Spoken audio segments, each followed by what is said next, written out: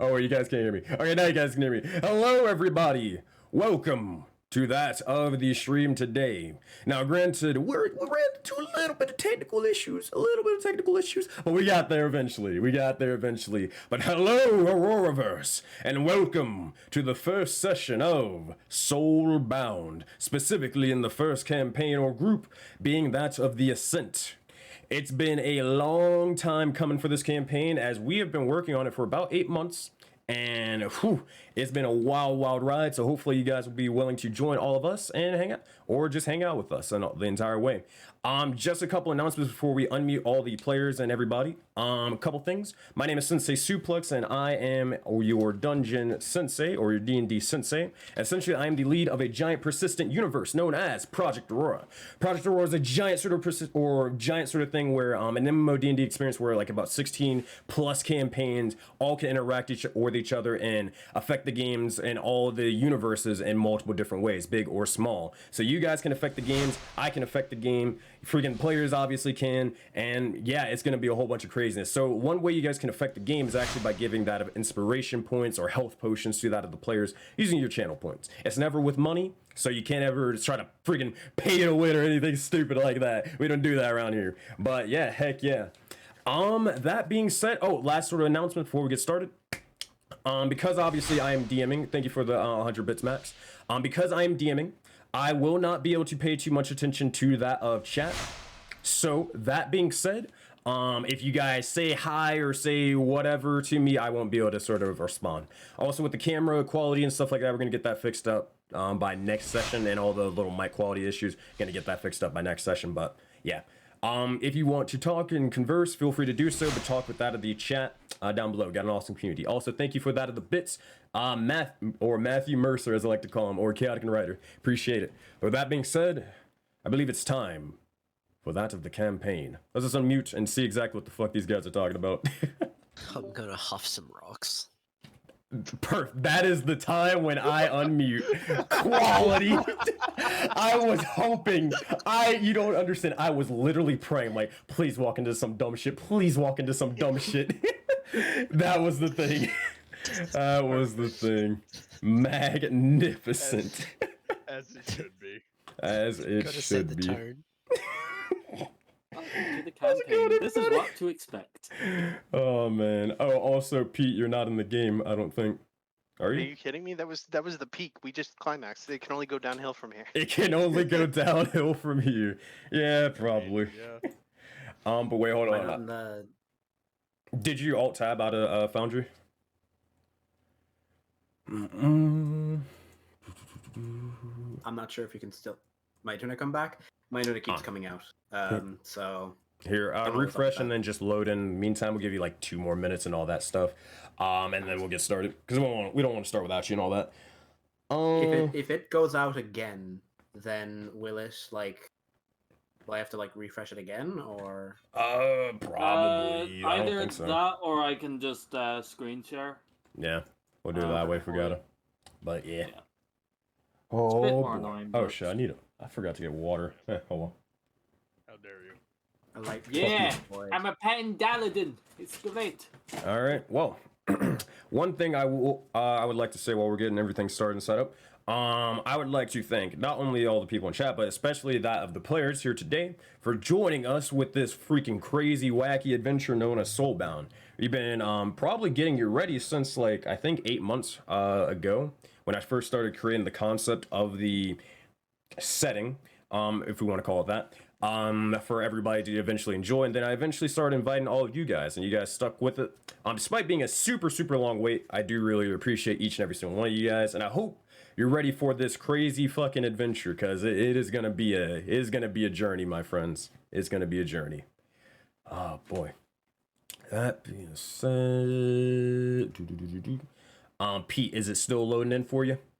It's still loading in, and it like my internet went as I was waiting, so I'm not sure if this is just today. I don't know what happened. So, I see. Like, That being said, so mad. well, hold on one second. You can try like your phone's 4G if you got It's any. Just the like campaign's not close 16 plus. Put the kiddies to bed. This campaign has 16 campaigns in it. I think you got a little confused on that one. Oh man. Oh yeah, we're 16 plus. We're rated R.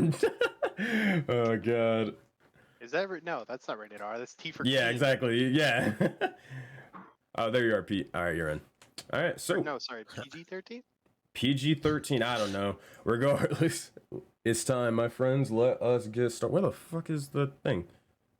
Where's my? Oh, I'm dumb. I'm an idiot. Okay, here we go. Alrighty, so if everybody is ready to go, everybody's loaded into Foundry and stuff like that, I think it's now time. Wait, I don't what? have access to Amethyst. You said you don't? Oh, here, I'm gonna get you. I got you, buddy. Bop. Let's do that. I was like, I mean, you know. Why did you say these things? Come on, man. I got you. Patron. I think. Oh wait, I think I know what it was. I think I accidentally deleted your fucking profile. Whenever those campaigns that end, I should have just delete the profile so I can save space. And I think I deleted yours by accident because I forgot you were in Soulbound. I'll be 100% honest. Wow. I am so sorry. Oh my god. Cosmic death, OP. Yeah. Yeah, No. like Jesus. No, I'm kidding. I just really didn't like Ziprin. No, I'm fucking with you. I didn't like Ziprin. No, I'm kidding. I fucking love Ziprin. Character's great. But you should be able to, you should have access to him now. But jokes aside, all right, now I believe we are good to go.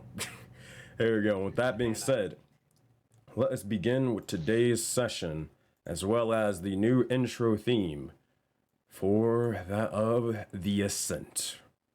Let's do this. You guys should be able to hear music, correct? Yes. Yes. All right. I don't. My ears are bleeding. Give me a second. You can turn it down on your end. All right. Testing that, and you should be good. All right, now I cut it off, and I will turn it back on. You should be good now. I didn't hear any of the music. You'll have to sort of have that of Finn share screens for now, but that is fine. That being Yeah. said, everyone, let us begin with today's adventure. Gather around the table, and let me tell you all a Voden fable. To gather around for the tale of these survivors, the tale of the looming corruption, and that of an everlasting frost. For this be the infamous tale of the Ascent, and the legendary tale of the Soulbound. For all, the year is unknown to you all in the land of Voden. A strange and untamed place no matter the region. A realm that made up entirely of chaos, creation, and destruction. For these individuals, these shadows, seeking to brave this wasteland, they were brave, heeding the quest of the council, and seeking to finish their final task. A final chance and a final call to be answered. 12 brave individuals, now 24 in number, have been tasked to conquer this land and become master survivalists, knowing nothing but remnants of their past. They'll need to uncover the mystery within to learn the truth, as knowledge is power. Our story of the Soulbound begins in a realm filled with snowy forests and frozen Arctic climates to push people to their very limit. This is the lands of the Azure Taiga. Here, a strange mystical cold surrounds all our heroes from all sides, and individuals seek to evade a looming corruption amongst the lands where you fight to survive. Kill or be killed. It'll be up to these individuals to find their allies and treat them like family, as no one survives these lands or the everlasting frost alone, especially in this snowy hellscape. However, the tale of these individuals doesn't start like my usual ones. As 5 shadows begin to emerge, 5 echoing possibilities step out of frozen prisons, breaking the chains of fate. This is the beginning of our story that the Auroraverse would never forget, as the time to awaken is now. let us begin, my friends, with that of the first session ever of Soulbound The Ascent. And with that, alrighty. With that being said, let me get you guys a little bit of ambience for you. Alright. Oh boy, here we go, here we go. I should have music, boop. And we're gonna do this, boop. Alright. Should be good on your end. I'm adjusting the audio. I had to change it up a little bit. Alright. That being said, that is the case. Let us also load in the first map as well while I describe everything for you. Alrighty. So. I believe that is correct. Okay. Should be good. Hold on one second. You guys can all see the map correctly? Or correct? How much are we supposed to be able to see? Not much. Hold on. Is it just this little square here, or? Yeah, it's supposed to be this little square. If you only Okay, see the square, so then you're good to go. I can see more than the square. Yeah. See more than the square? Alright, I got you. I can see. Yeah, I I can see gotcha. them enemies. Yeah. Oh, Yeah. Also, hold on one probably should second. have chose a better color because this is hard to see. Hold on one second. Configure. What's wrong with your thing? Because it might have been when I had to like re-give everybody permissions. Might not be able to see stuff. I mean, we don't see anything. It's as if like it's dark there, but like it's just visible. That's better. I can't see them Oh anymore. wait, can you just see the map, but you can't see like the what do you call it? You can't see anything outside of it. No, I I can like see if I what's could. outside the box now. It was fine for a Yeah, second, but it's and just now like dark or whatever, Yeah. right? Yeah. I No, can no, see, I can like, see the this. things It you looks have like- outside the box. I'm Yeah, trying it to looks like there's circle it. like a Yeah. bridge or something here. Alright, we'll do this then. Alright. Boy, everything loves to break on the first day of the session. Alright. That's what the first session's for. Yep, that's what they're there for. Very true. Alright. That's better. Now I Does it see work like now? inside the box. Yeah, that's Yeah. Alright, dope. I You may still need see to- outside the box. Little bats. Oh, animations. Oh, click your That's so characters. cool. If you click off your character, you can see outside the box. If you click outside, wait, what? I have if my you character. If you select your character, you see in the box. But if I like unselect my character, I see outside the box. That doesn't make any sense. Okay, hold on.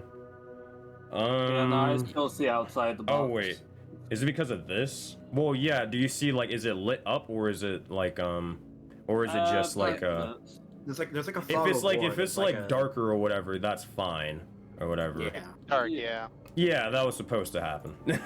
Oh. All Oh, right. now no, I I can see only the box. see- Now we're in a queue. Yeah, I changed it where you guys don't have the other stuff. I think I fixed it. Boom, As professional. long as when my character is selected, I can't see the rest of it. Okay, should be good. Hold on, am I selected as that? Why is Nah, that shouldn't be a thing. Why can't I see everything out as this guy? That doesn't make any sense. Cause they're not a DM. Give me 2 seconds. Give me 2 seconds. This is acting wonky for whatever reason. For whatever reason, Foundry likes to break as soon as you start playing the game. Save and return. Alright, it's gonna reload everything and all that stuff, so give it 2 seconds. Son of a bitch, every fucking time. Alright. Oh. We'll edit it out in post, don't worry about it. Yeah, it's oh, fine. man. There's no Jesus. Yeah, luckily it's not tech li- issues. look- Never Luckily it's attack. not live streamed or anything. Nah. Yeah. Who the fuck live streams? Just whatever you do, don't panic. Okay, don't panic. Don't panic! It's not like Hey, 24 stop people are panicking. watching right now. Oh! Wait, I wasn't supposed to flip the table? Oh, man. Oh, Man, I've already destroyed my monitor, guys. Like, what's a live stream? Yeah, exactly. Oh boy. All right, that should be loading. Limbit no GM client enabled. I don't know what that means, but okay. Why is it? That doesn't make any sense. How is this? Yeah, no GM client enabled. That doesn't make any sense. This character. What? Why can I see out the thing that? What? So okay, so let me explain what is showing on everybody else's end. Basically what it's doing is it's deciding, hey, you want to see everything outside the map for whatever reason and ignore whether you're an actual player or not. That's what it's basically doing at the moment. It's ignoring all of the settings and just doing it, just for the sake of doing it. I mean, I can't see anything other than the cube. Unless I'm no, that doesn't make any sense. Unless I'm a dumbass and didn't do the. No, I did. It's right here. What? I don't get it. It worked properly when I was selecting my character. Yeah. Whenever you I select your clicked off character for and stuff whatever like that, reason. when you click off, it just shows everything for no reason at all. There's no rhyme or reason why it does that. Oh my god. Why? Just never click off your character, it's fine. never just like outer body experience, you know? Yep. Never ever. Ever. Is the real trick to Soulbound we can all astral project? Is that what you haven't told us, Sensei? Maybe. That makes perfect sense. Just unearth the secrets. Alright, well, if here, we'll do it this way then, fucking bastard. And then we'll do this. Oh no. Alright. Wait. Did I fix it? It's working. Oh my god. Alright, I think I figured out what it is. I know exactly what it is. Alright, we did it. Okay, here's what it is. Alright. Freaking listen here, module. I'll show you who's boss. Okay, so here's what ended up happening. It's the form of a pentagram. Alright, here's what happened. So the permissions basically, it basically allowed you to see from every token possible. So that's why it allowed you to, you know, see from every other just random token. Now granted, not everything is an enemy, it's just all tokens at all, ever. And it allowed you to see from their position as if you were like freaking wall hacking or something. Yeah, I don't know if you guys installed some like aimbot or some freaking wall hacks and no clipping mods before the game. But hey, cut that shit out, players. No, I'm messing with you. But yeah, I think we're good now. Okay. Debugging in D&D. What the fuck? Alright, we got there eventually. Alright, so editing team, we're gonna cut all that out, right? Oh wait, fuck, I am the editing team. Shit. Alright, anyways. Alright, that being said, we may now return back to that of the game. You guys should be good. You guys click off and it works fine, right? Yeah. Dope. We got there. Alright, cool. So, that being said, alright, let me set the scene and let's get back into it. And also make sure that this is working. I said that one. And one more second. And we got everything pulled back up. Alright, dope. There we go. Sorry about all of that. So, now let's actually officially begin with today's session. Now, one thing I should say, I strongly advise you all for this session and throughout the entire campaign to take notes. That being said, you have been warned. Regardless, let us begin. Limbit, Finn, Seth, Pete, and Patron. You all sit there, completely still, frozen solid in that of darkness. The same darkness sort of freezing that of your will, freezing your soul. Before it's all surrounded in this strange astral light. Ever-changing colors of purples, blues, and even greens, and more. Before an omen plays before you. As you all glance there towards this ever-astral light, you see several things. You see at first you see yourself frozen solid in this crystal prison, along with 4 other frozen statues. And then abruptly, your vision shifts to that of a mine long abandoned and empty. Then you see as there is a light down a small portion of a cave before your vision shifts once more. It changes, and you then see a device, small in nature, spherical, containing that of raw power of all the elements within, holding a charge, or at least wanting to. And then a brief flash. You see as the visions begin to change over and over and over, and this time you see and you hear thunder before seeing lightning and its raw and untamed power striking down upon a massive mountain. The eruptness nearly frightens you with its sheer might before striking several times over on the same mountain, the fifth final lightning strike. You see as 5 crystal statues, all frozen in another land, waiting for that of aid.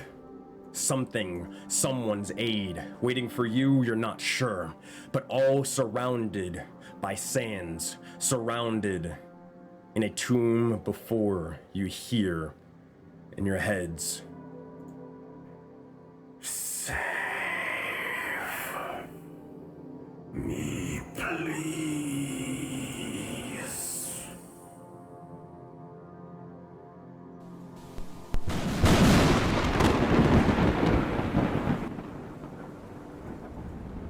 Lightning strikes, and as it does, you begin to see another brief flash as it begins to crack the crystals in the vision, but also all around you. As it happens, 2 shadows break out of their shackles of these crystal prisons, and dropping out, a larger individual and a smaller, thinner individual in nature. Drop down, you see a gray-skinned man and a bearkin with black and white fur. Zephyr and Navro, you awaken. Finn and Pete, can you please introduce yourselves and then simply just describe what your characters look like? You want to go Finn? first? I was gonna ask if you wanted to go first, but would you like to? No, I'm a gentleman, you know. You have to go first. I'm sorry. Well, I'm not a gentleman, so I will go first.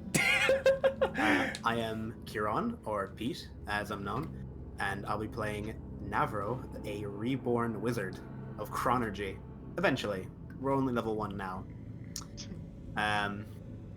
As he wakes up, I suppose Zephyr is the only person in the room to see this moderately short, very bone-thin, gray-skinned man, wearing very mundane black and brown robes, with a piece of almost what looks like driftwood that's been carved almost last minute into a staff, and a little bit further away, dropped from the crystal as well, is what looks to be the small end of an axe blade that's been rusted away to near uselessness. But what's eye-catching is his eyes, his bright, glowing orange eyes. And he looks up, sees he is finally conscious, and simply says, "About time," and looks over at his friend, I suppose. That being said, this is what Navro looks like. Art commissioned by Finn. Wow. Yo. Oh, it did not show. I gotcha. Again, pop it over here. Boop. There we go. Just took a little second. All right. That being said, Finn, can you introduce yourself and introduce your character? What do they look like? Lumbering up from the ground, you'll see a large individual wearing a gladiator helmet, particularly the one that's bulbous with the holes inside. A shoulder, what do you call them? Shoulder breast? No. Shoulder pauldron. pad. Yeah, pauldrons. Shoulder pad. Yeah, something like that. With a face carved, which some people may know as Karanos. Is it Karanos? Yep, that is correct. Words are confusing right now. I don't know why. But yeah. Words are hard. Black and white fur, big in stature, and decently imposing. That being said, this is just the concept art, also drawn by Finn. Wow. I did send you a little snippet if you want to use that as well. Yeah, that's fine. It won't. Finn, It's plug not a big yourself.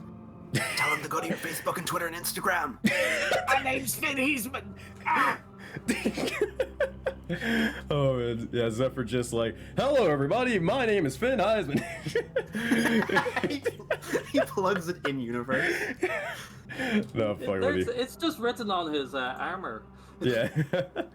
But that being said, as you two both awaken, you drop down and you both see around you as you're in this sort of small room, almost claustrophobic like. You look down onto the ground, you see this sort of weird, strange, pulsing sort of almost symbols, iconography, you're not entirely sure. But more notably, you look around and you see several other crystallized figures, almost similar to that of the vision. Navro and Zephyr, you specifically almost look at each other, and you see as all the crystals are dropped out and they're slowly dissipating, turning into that of this astral dust and of some sorts. The only two individuals moving around, alive, conscious, you're not sure.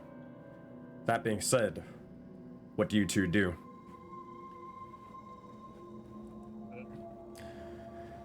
Not really sure what's going on, but you seem to be needing help, so you'll just lumber over to them and check on them.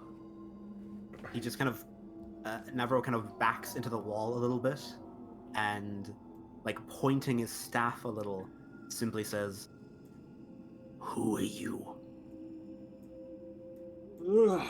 Not too trusting. Yeah. It's alright. I ain't gonna harm you. Hail fellow, aren't you? Have you seen the sun in a while? I suppose not. Now, an even more important question. Who am I?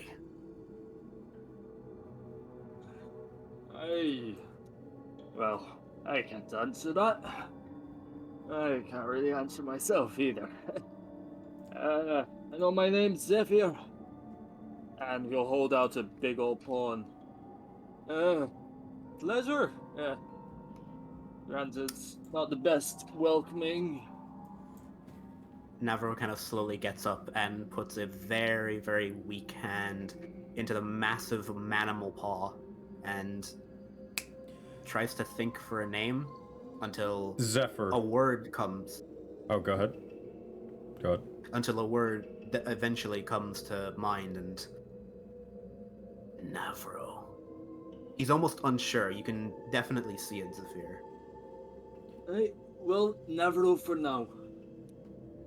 Zephyr, Navro, before you immediately sort of do go through your introductions, Zephyr, you look down as you're extending that of your hand. Wait, what the fuck is that? It wasn't there. And you see a symbol, something carved into your hand. And you, oh boy, you see this. Oh goodness. One moment, please. All right, Finn, I need every last one of you to look into in-game content chat. All right, in 3 seconds. You see that onto your hand. Oh, I got a fancy squiggle. Ooh. And you see as it's sort of ingrained into that of your hand for everybody else in chat so they can see. All right, here, let me bop, bop, bop. There you go. Pretty simple. All right. That being said, as you look down towards it, witnessing, just sort of examining it for a brief moment in time, you see as it begins to almost glow for a brief moment in time, and you hear as something begins to play into your head, several voices over and over and over, and you just hear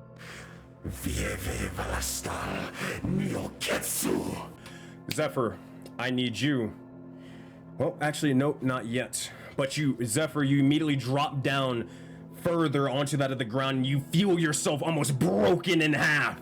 For a brief moment in time, you feel as if every single part of your body is just almost being rearranged and rewritten before being almost placed peculiarly back to the way it was. And Avro, you see this immediately. However, as it happens, you look over to the side, and another crystal statue begins to shatter once more. Let's see who it's gonna be. Go ahead. I look at the crystal, I look back at Zephyr, and I look at my own hand like, did I do that? Well, I'm just gonna back away a little from him. But I easy. do continue looking at the crystals. Easy enough, good to know. However, with that being said, as you stand there sort of confused and pondering, trying to understand, we turn towards another shadow to emerge. Patron. He's like, ah, shit. Patron, can you introduce yourself and describe what your character looks like for me? Indeed. I am Patron Saint of Railguns, also known as Patron. I play Amethyst, who is a fire salamander. He looks exactly as you would expect a fire salamander to look, like a salamander that's on fire. Flame-like eyes, open his mouth, and it's just a void of flame. The frills, when he lets them out, are erupting in flame, and just his entire color scheme is that of lava and brimstone. And that's Amethyst. Heck yeah. And for everybody to see, that is what they look like. So adorable. Adorable. And also, Fire! and also has no opposable thumbs? Hopefully he does. It's concept art, damn it. No, I'm messing with you. With that being said, Amethyst, as you awaken, you look over and around and you see that of this strange, larger individual in this sort of panda, and that of armor, or excuse me, and that of just, in this kind of, this strange sort of helmet with this sort of pauldron of something, someone, not sure. But you also see the gray-skinned man far. What do you three all do? As soon as I look up and see this big man standing next to me, I immediately, ah! And then hop back. As you do. You jump back, and you almost jump back into that of another sort of crazy sort of statue. Your memory's trying to come back to you, but you're not entirely sure how, or you're not entirely sure where you are, what's going on, who these people are, and what the hell this statue is beside you. That being said, what else do you do? What do you say?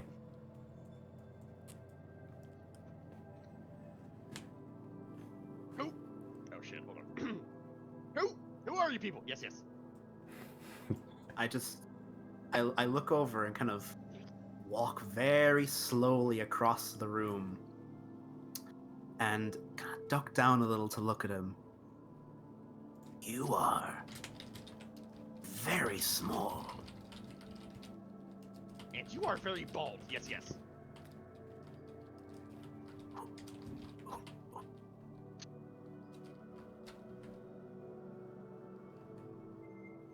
You guys just sort of stare at you. Like, You guys, sit down. you guys gotta just stare at each Zephyr will other. just like sit down and just like try and be non-imposing as he can after scaring both of these guys. I am Zephyr. My friend here is Navro, or so he believes. My internet just went out there for a second. What just happened? Sorry about that. You didn't miss You any. did a staring. Yeah. You did a staring competition. Yeah. God damn it. Called you bald. Oh man. I heard that part. Good. That's All what right. matters. But you're good. All right. That being said, Zephyr, as you sit down, you look around and you can see ever sort of this again, these sort of ever-changing lights and this sort of weird scrawlings amongst that of the wall. You're not entirely sure what's going on. You don't see any sort of ways out from what you can tell. You're not entirely sure. It just seems all strange. You have no idea where you are at the moment either. And there's 2 crystal statues left. 2 crystal statues left. One seems to be smaller in size. The other one seems to be comparable size to that of Navro. And what kind... Are they normal type of crystals? Just while they're still around, you'll just try and concentrate on them before they turn into a person again. Easy enough. As you begin to do so, you try to concentrate and concentrate. And as you do, Zephyr, the sort of weird sort of sigil or something, some kind of mark on your hand begins to glow this sort of strange blue. And as it does, Amethyst, you begin to see and look down as something begins to glow as well upon that of the palm of your hand. Navro, yours as well. However, yours seems to almost, instead of glowing, almost be consumed in that of shadow. Oh boy. Here we go. Alright, let me get this out. Amethyst, on your hand, you see this. Oh boy, one moment please. Alright, thought so. I gotta get the... Foundry wasn't letting me do the little sort of handouts. So that is what you see on your, or on the palm of your hand. For everybody in chat, here you go. Bop. Oh, what the fuck? There you go. This is what you see. However, Navro, you don't see that at all. You see as the shadows are beginning to sort of almost cling to to the palm of your hand, you see this instead. Oh wait, hold up. I gotta get a better one. Image, give me 2 seconds.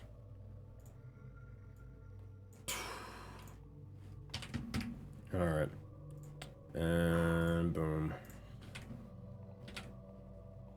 He looks at it and goes, "No, not my favorite David Bowie album." No, he actually looks at it and it's just like, you see him get visibly a little, like, angry, and almost mutters to himself, "No one brands me." Like, just looking at the ground. As you stare there, looking at the ground, your concentration is sort of almost immediately broken as you hear another shattering, like glass, and you look forth to see another shadow emerge. Let's see. You look over and you see the smaller sort of statue begin to crack and break as shards begin to immediately go flying everywhere before dissipating and turning into this astral dust, this astral light once more. And as it happens, Seth, can you please introduce yourself and describe your character? Hello, I am Seth. I am playing Ingot, the tiny 2-foot-tall myconid wearing a moss bikini. Oh man. Canon. Canon. It is. They asked for it, they fucking got it. And that being said, man, don't blame me. That being said, also art drawn by Finn. Oh man, he's not joking when he said a moss bikini. It's loading. It's loading eventually. Oh man, there you go. Ah boy. But that being said, Ingot, as you drop down onto the ground, you look over and you can see these stranger individuals begin to almost that of the feeling in your legs, your arms, and even that of being able to grasp that of breath. It all begins to flow back towards you. And you look around, but you're not sure who you are and where you are. That being said, what do you do? Are there any shards of crystal like on the ground at all that haven't dissipated yet? There is a couple, but they're in the process of dissipating. I just grab one and shove it in my mouth. And it just speeds to one and just shoves it in his mouth as fast as possible. It's not safe. Oh boy. Alright. This is what, oh yeah. It's all coming together. Hey Ingot. Yes. Hey Ingot buddy. Alright. You eat that of the crystal. And you see as this dissolving, kind of tastes like, it's kind of that sort of sensation like cotton candy. You know, it kind of dissolves in your mouth. However, as it begins to dissolve in your mouth, I need you to make the first roll of the campaign. And I need it to be a Constitution saving throw, my friend. Excellent. Don't fuck up. I expect nothing less. 19? Campaign saved. Alright, that's what we like to see. First roll of the game. Oh, wait, hold on. Let me fix the overlay so you guys can actually see the rolls. Boop. Man, that was going to be like the shortest character lived ever. Huh. Straight out of like birth, it's just gone. I'm gonna write that down.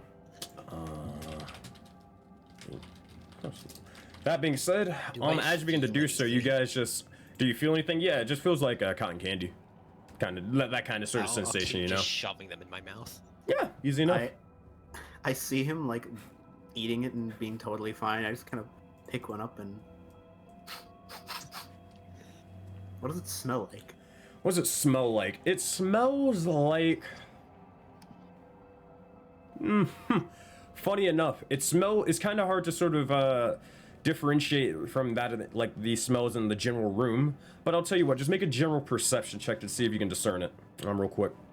Oop. Lost connection. General.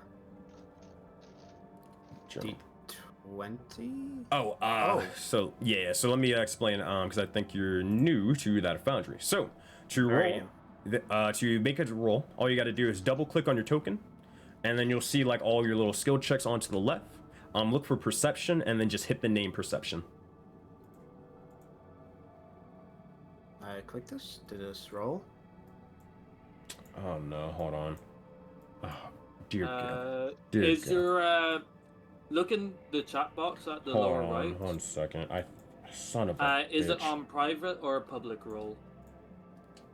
Public roll. Okay. No, hold on. Did the fucking server die?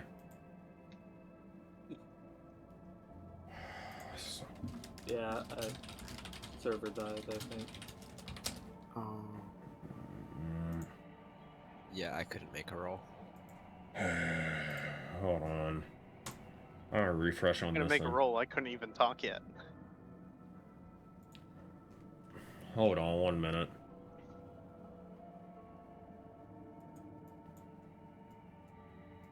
Yeah. It's not even refreshing over here. Son of a bitch. Yeah, I can't even connect at the moment. Yeah, it just disconnected entirely. I got to reload. Oh god, what the fuck? Someone just freaking Constru- unloaded the Construction floodgates. work in the house right now. Sorry about that. You're good. The server you have I'm dialed has able not to been move recognized. again. Please check it and try again. I'm trying again. I'm looking again. Hold on. It's loading or trying to. Here, let me try to refresh it on here. Oh my god. Well, why does this keep happening? Turns out eating that crystal was not the right move. I guess so.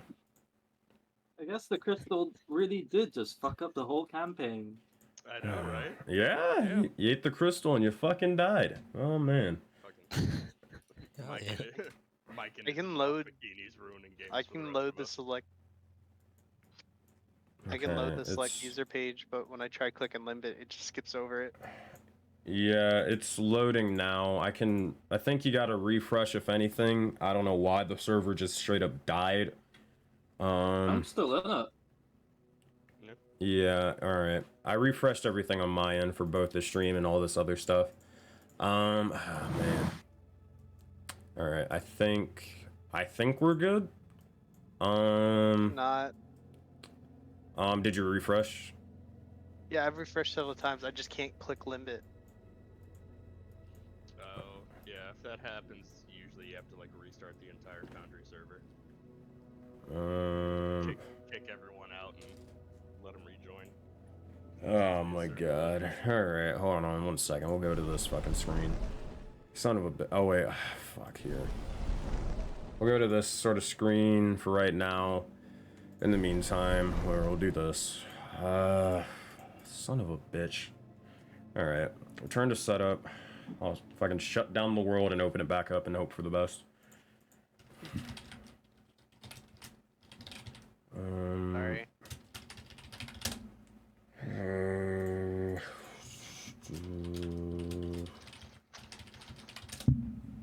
Yeah, wait, I knew I should have started running the Foundry server by myself.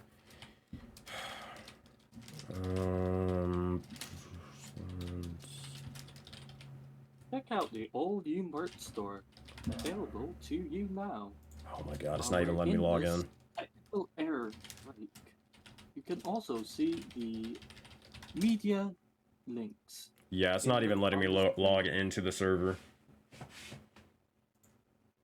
Unless I'm just putting in the wrong password, but I know for a fact I'm not.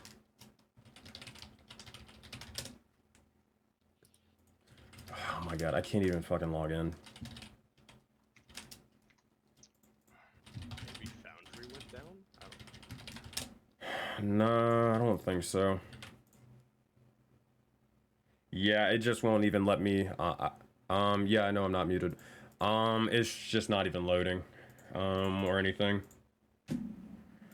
Oh my god, really? You gotta love first day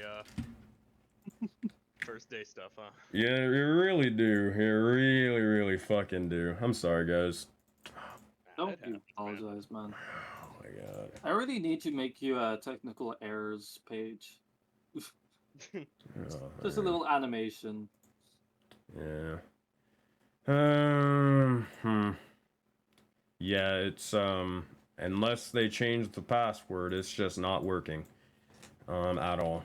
So I'm trying to log in over and over again. It's saying to manually delete the config admin file, which I can't do because I'm not the fucking thing, because I don't run the server. So I don't know what to do then at the moment. Well, Can you do forgot password? Nope. And let's it's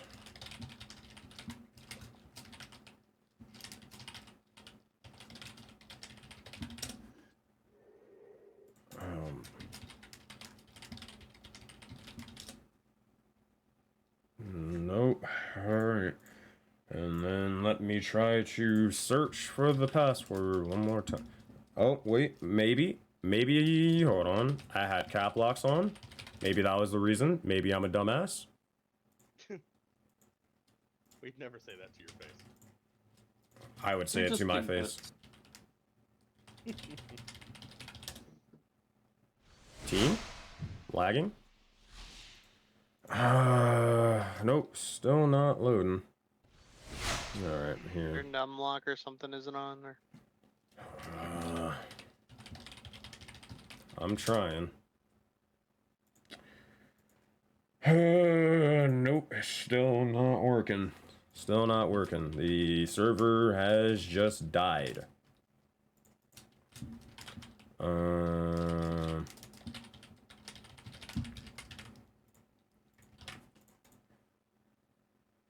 Alright, well, yeah, I cannot load back in. PC restart, maybe? It wouldn't matter if it's my PC or not, because I'm not the one running the server. Alright, here, we're gonna go into this here. I'm gonna try to do this for a brief moment in time. Here, I'll mute the stream for a little bit. All right, let's do this.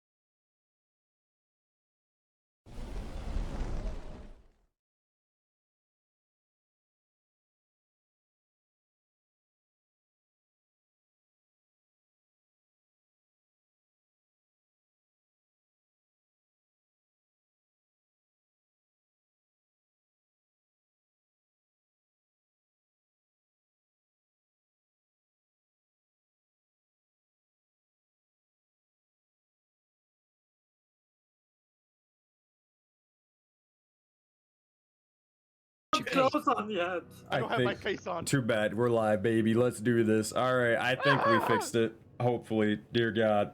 Please. Please. Bing, bang, Pain. Stream is muted.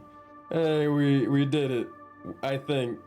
Dear God. Alright, everybody in chat, everybody in the game, I need you to like fucking raise your hands up to the sky like Dragon Ball Z and give us your energy, god damn it. Give us your energy, please.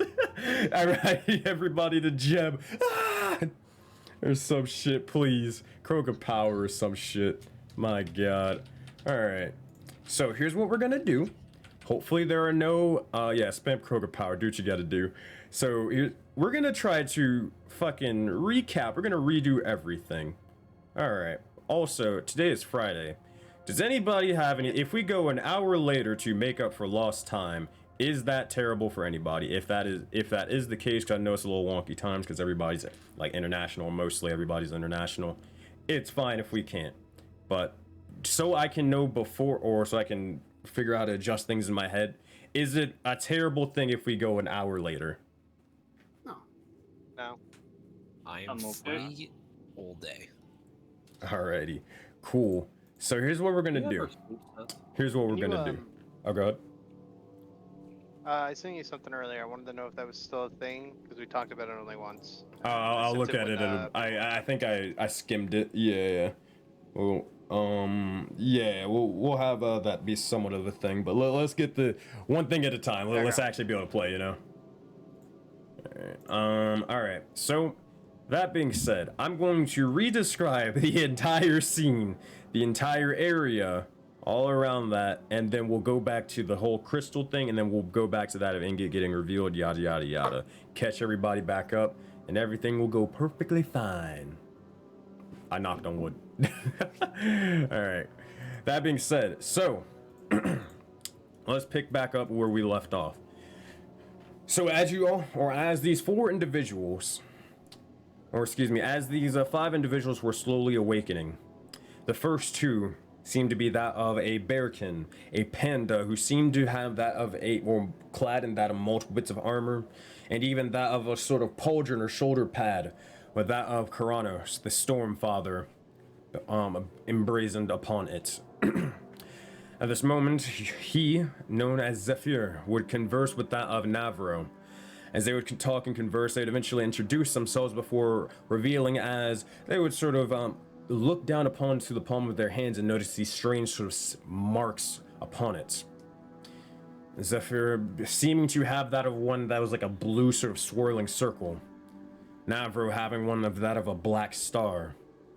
However, as they looked over towards the corner, startled, they saw that of Amethyst, a small little fire salamander, a fire genasi of a salamander breed, who seemed to have that of a square or a purplish square marking on the palm of their hands. As introductions were had, eventually we turned to that of Ingot, who immediately broke out of this sort of crystal prison and without any hesitation began to shovel in multiple crystals into their mouth. And they felt this sort of weird sensation come about them, but it seemed to have passed for now. That being said, we look towards that of Navro, who is seeming to grab that of a crystal, or a small little crystal that's sort of dissolving in that of their hands, and you were trying to examine it or look at it, see what it smelled like. Now, let's try to make a perception check, Navro, for me. Is perception general, like looking around, or would that be an insight check? If you take it as perception, then I'll take it as for perception, because you're sort of, or I'll say even investigation. You're looking to see what this sort of crystal is, like actively trying to figure out what's this deal, what it's about, what any notable features on it, you know. So I'll say perception. So you said investigation. Investigation or perception, perception? your choice. Well, one I have perception has a 0, and investigation has a +7. So Well, there you go. I think I know which one you're doing. 19. From what you can tell, the smell of the crystal itself, it's distinct, but it smells like death, rotting corpses. But also, it's kind of a similar, but somewhat of a different enough smell compared to the entire area around you, this sort of, or this smaller room around. You're able to at least figure out those. But that being said, I think I hopefully did disconnect. But that being said, disconnected for a second. Sorry. Okay. I can't control it. Yeah. It's fine.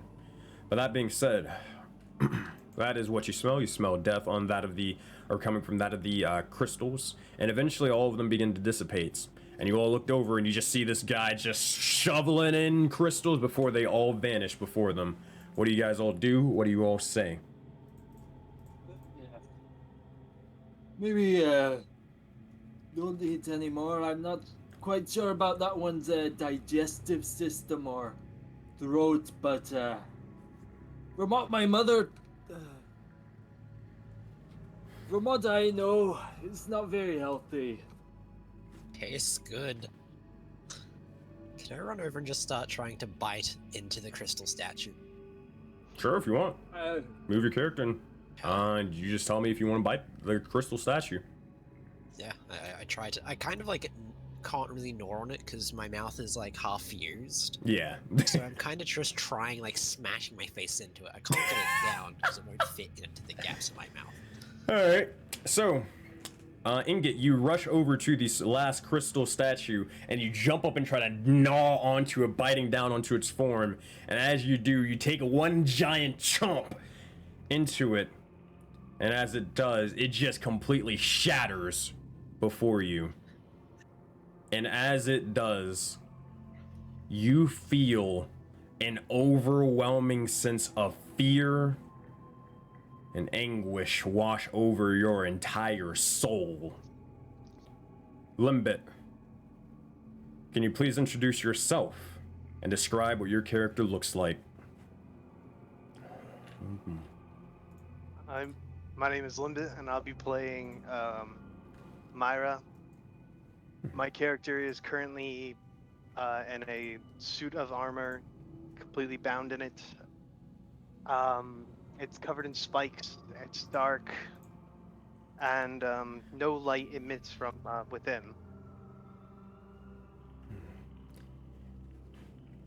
And as you awaken, Myra, you look over and you just see, like, drop down onto the ground, trying to, like, you seem to, from what you just immediately saw, you just saw something trying to bite down onto you and then just dropped, like, about closer to your, like, knee level. And you just see this weird sort of myconid, a mushroom, or a sentient mushroom, just looking directly at you. As you all witness this individual, what do you all say? What do you all do? I look kind of closely at her, and it's hard to tell what race she would be, considering she's in a complete suit of armor. Correct? That is correct. I would say, I'll actually pass it over to you, Limbit. I would say that's probably correct, right, or nah? Or is it easy enough to tell? No skin or anything is visible from the outside. Yeah. That being said, It at least has to be humanoid, though, based on size and shape. Mm-hmm. Yeah. That being said, so you're just sort of examining on them, Navra? Yeah. Just looking at them, trying to see what they are, but, you know.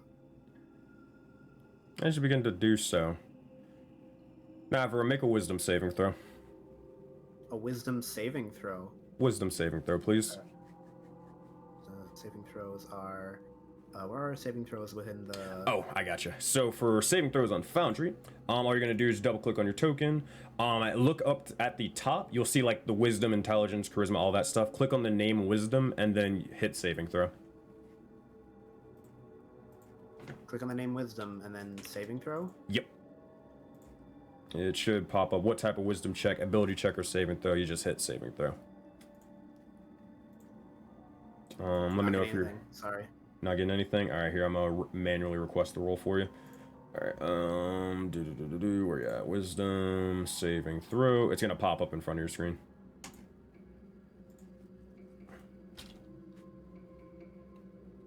All right, how about now? Nothing. Hold on. You might be lagging again. Yeah, I can roll dice and everything. Your voice is lagging super hard for me. I don't know what the hell's happening with my internet right now. No, that was no, for me it's as lagging well. for me as well. Yeah. Wait, Okay. really? What? Yeah, Sounds like a voice modulator's on. but I can still roll just fine. No, it's not. Am I still lagging? It's Not better, as much as but you were. Just try to do like a regular like dice roll just in the bottom right, just see if you can roll anything. I'll just see if I can roll. Roll. Hold on. Chat, am I I'm pressing lagging? Enter on our. Like, is my voice lagging or anything like that at Nothing's all? happening. Or anything weird or something seeing like a that? bunch of rolls right now. Sensei, you're muted right now. Should you I be? know. Okay. Sounds great on this end. Yeah, everybody says I'm perfectly fine. Maybe just reload and see if that helps. Here, Can I'll do someone this. Just roll for him and then add his modifier. Yeah, but I don't like Well, we I don't like rolling for know other his people. modifier. I got it. I just don't like rolling for people or players. All right. So, and you're trying to here, just roll a d20. Pete, see if it works. I tried and I can't even roll a d20. I click the roll button and nothing happens. Did you click the D20 button first and then roll? Yes. Okay. Yeah. Is it on public roll? Yeah, it's on public roll. It's just because he's lagging pretty much. Just refresh your Foundry or something. In the meantime, I'll just have to roll it for you or roll stuff for you in the meantime. Because I don't really see any other way at the moment. That's why I don't like rolling for players. That is a natural one. Oh boy. Oh boy.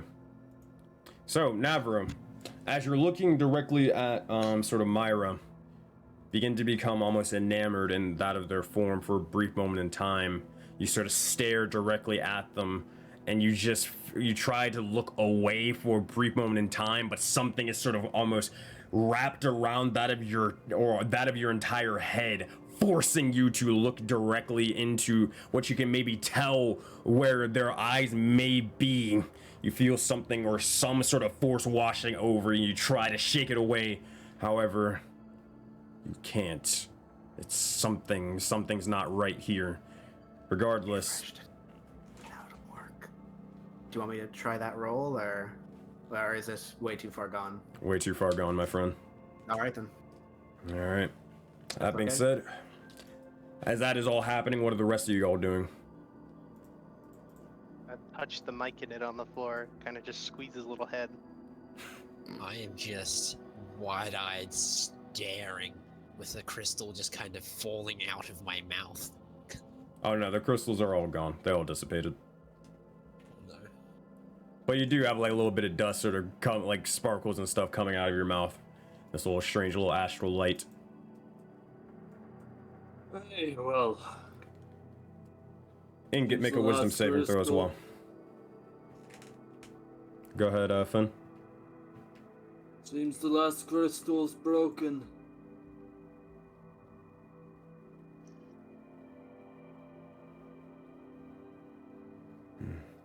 Guys, I have this really cool square on my hand. Hey. Show it here. I start to look at my hand. Hold on 1 second. Son of a...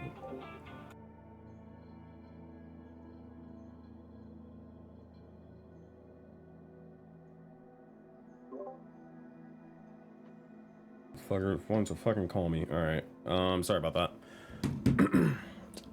That being said, you look towards your hand, and Ingot, you begin to see that of something ingrained onto it. It seems to be that of a red triangle ingrained into that of, or into it. You see as it begins to slightly glow. Almost all of these little marks upon your hands, they glow for a brief moment in time before they slowly begin to dull. Not moving, no longer pulsing.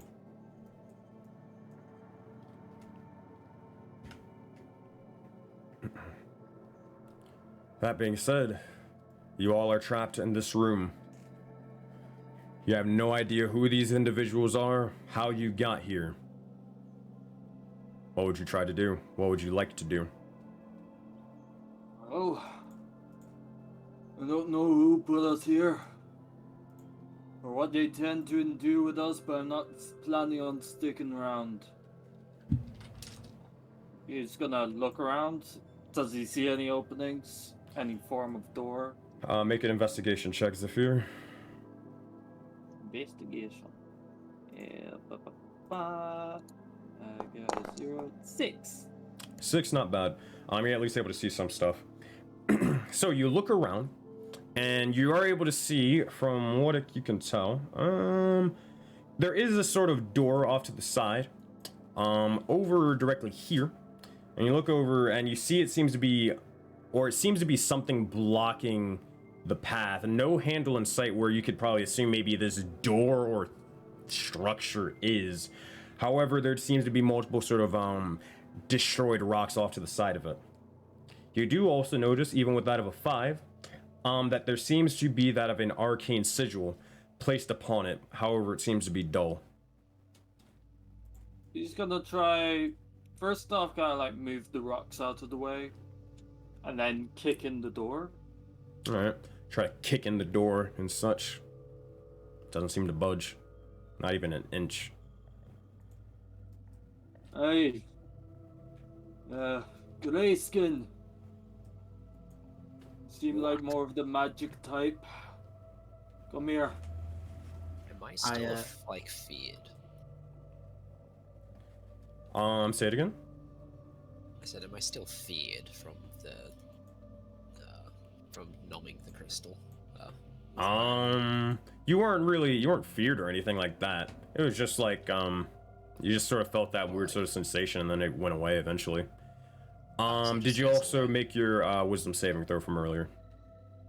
I didn't hear you say that. My bad. Yeah, make a wisdom saving throw for me, buddy. 4. 4? You try to look around and try to somehow, some way, just look away from that of Myra. However, you can't. Navro, as you sort of look, or as you just sort of hear something like calling towards you, it almost gets snuffed out for a brief moment in time, and you just continue staring at this individual, unmoving, unwavering. Zephyr, you begin to look around, and you look towards them, and you do notice something's up. You're not sure what. Can I just kind of like do a kind of a slap on the back of the head, not meaning to do damage, just to wake him up? Instant kill. Oh man, yeah, you can make one. You just sort of slap on the back of the head, just to get his attention, and Navar immediately snap out of it. Can I climb on top of him? The mic in it. If you want.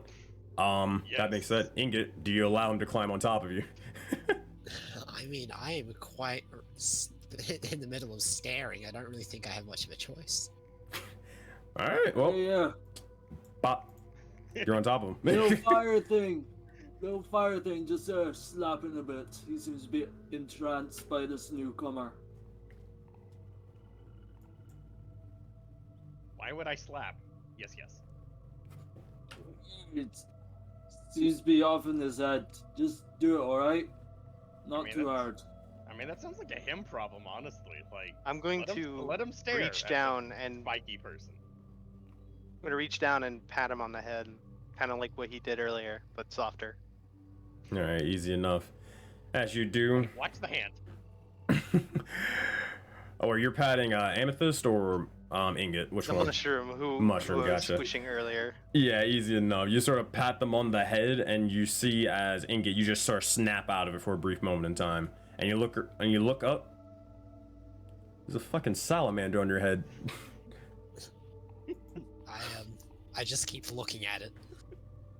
I don't move. I just stare very intensely. I stare back. Oh boy, I think I've seen this before. Huh. I feel like I've seen this before in another campaign. Huh, isn't that strange? Hey, are you guys having a not at staring all. contest at the moment? I think so. Ingot doesn't have eyelids, by the way. I mean, Oh, I'm a salamander, so. You You have got them 3. extra eyes. All right, I'll tell you what. got them Make both of you guys make yeah, I guess this would be make a Constitution saving throw. Whoever rolls highest wins wins the staring contest and blinks first. Wait, 11. All right, not bad, not bad. And then Amethyst. Jesus Christ. Oh yeah, I have to click on my character. There we go. There you go. Ooh, those are nice dice. 20. those All are right. very fancy dice. So here's what happens. So, Ingot, as you're sort of staring off at Amethyst, you see as a little bit of a sort of cinder begins to almost get into that of your eye, and as you do, it like literally almost lands right on the corner of it, and you blink, trying to sort of scratch it off. Amethyst, you win, and you see as this form begins to break. Zephyr, Navro, and Myra, you all just witnessed this in front of you. I will do a happy little dance on top of his head. I'm gonna go find some rocks to shove into my mouth. You got plenty right I'm gonna here. approach where the bear's doing something and mimic what he's doing. Hey, are you any inclined with magic? Well, I am actually. Can I make an Arcana check to Yep. see what the rune was? I forgot I could do magic. He's like, wait, I know magic this time. Yeah, if you want, you can make an Arcana check. And then Myra, you said you're mimicking whatever the panda does. Yes. You can either give them advantage or you can make an Arcana check yourself. Your choice. I got I'll do plus one 2. myself. I don't know what he's doing. Easy peasy. Arcana. Didn't roll on here. Oh god dang it. D&D Beyond. I forgot to. You gotta use through Foundry. So double click on your token and then hit the thing through there. Boop. Hey, do you have any clue what this symbol is? He's gonna slap the symbol. It's basically my investigation check. Seems pretty good. From what you guys can tell. Skin! Gray skin! I just kind of he just looks around at these people and a salamander and just like first thing he's witnessed in this new life, he just kind of puts his hand on his forehead and just rubs his temples a little, then turns over to the bear. No time to waste, okay? You don't know what's going on? Best not to stick around. Hey, you seem like a magic type. Come on. Have Of you course. I look around and I'm gonna try and now my internet's been cutting out like as this has been happening, so I've gotten most of it. But have they found the like exit out of here, or? He found Yeah. the door. He's found he's found what you can see as a door, and it seems to have an arcane sigil on top of it, or placed in. I go on like it. right in front of it. And what is the arcane symbol of? The arcane symbol. Well, like the design of it. What do you mean? By Yeah, what does what it is look like? Oh, what does it look like? Oh, it seems to be pretty simple. However, make a general it's not perception, or I guess it could be a general Arcana check. But Sure. yeah, just make a general Arcana check. 12. Nice. That's not bad. From what you can tell, it seems to be that of. Also, hold on, let me see something real quick. What languages do you know, Navro? God, what languages don't I know? Abyssal, Celestial, Common, Deep Speech, Draconic, Elvish, and Infernal. My lord. So from what you can tell, you at least are able to understand the language, or excuse me, you're able to understand what language it is, but you don't like know how to read it. You're at least able to identify, like, oh, hey, that is Dwarvish on that of this sort of wall. So it's a Dwarvish. And is it that I can't read it because the calligraphy is poor, or you're able to identify, like, hey, that is probably that language, but you just don't understand it because you haven't studied it, you know, sort of deal. But you know, like, the general ideas from just being a linguist in general of like, oh, I can tell what language is what, you know. I'm gonna knock on the door. Do I hear like a hollow sound? No, you do not. Oh, it's like a rock solid. It is pretty much just a rock. It is a stone door. There doesn't seem to be a handle anywhere. From what you can tell, you can even sort of look down below to see if there's any like cracks underneath to see if you can like maybe lift or force something up. It's barely just how you say, it's barely an outline. From what you can tell, it is a door, but from what you can tell, there's no way to just sort of brute force your way through, or just try to find a little sort of what do you call it, a groove in between it to be able to, like, you know, move it out of the way. So you're saying there's no holes whatsoever? No holes whatsoever. I wander over to watch what the others are doing. While they do this, Whee! can I absentmindedly look for anything glowing in this room? Easy enough. Make an investigation check, Myra. Oh no. Not bad. Sensei, 14. There we go. Yes, before I explain. how often can I use my poison spray cantrip? Because it wasn't actually listed in the race thing. If it's a cantrip, you can use it whenever you want.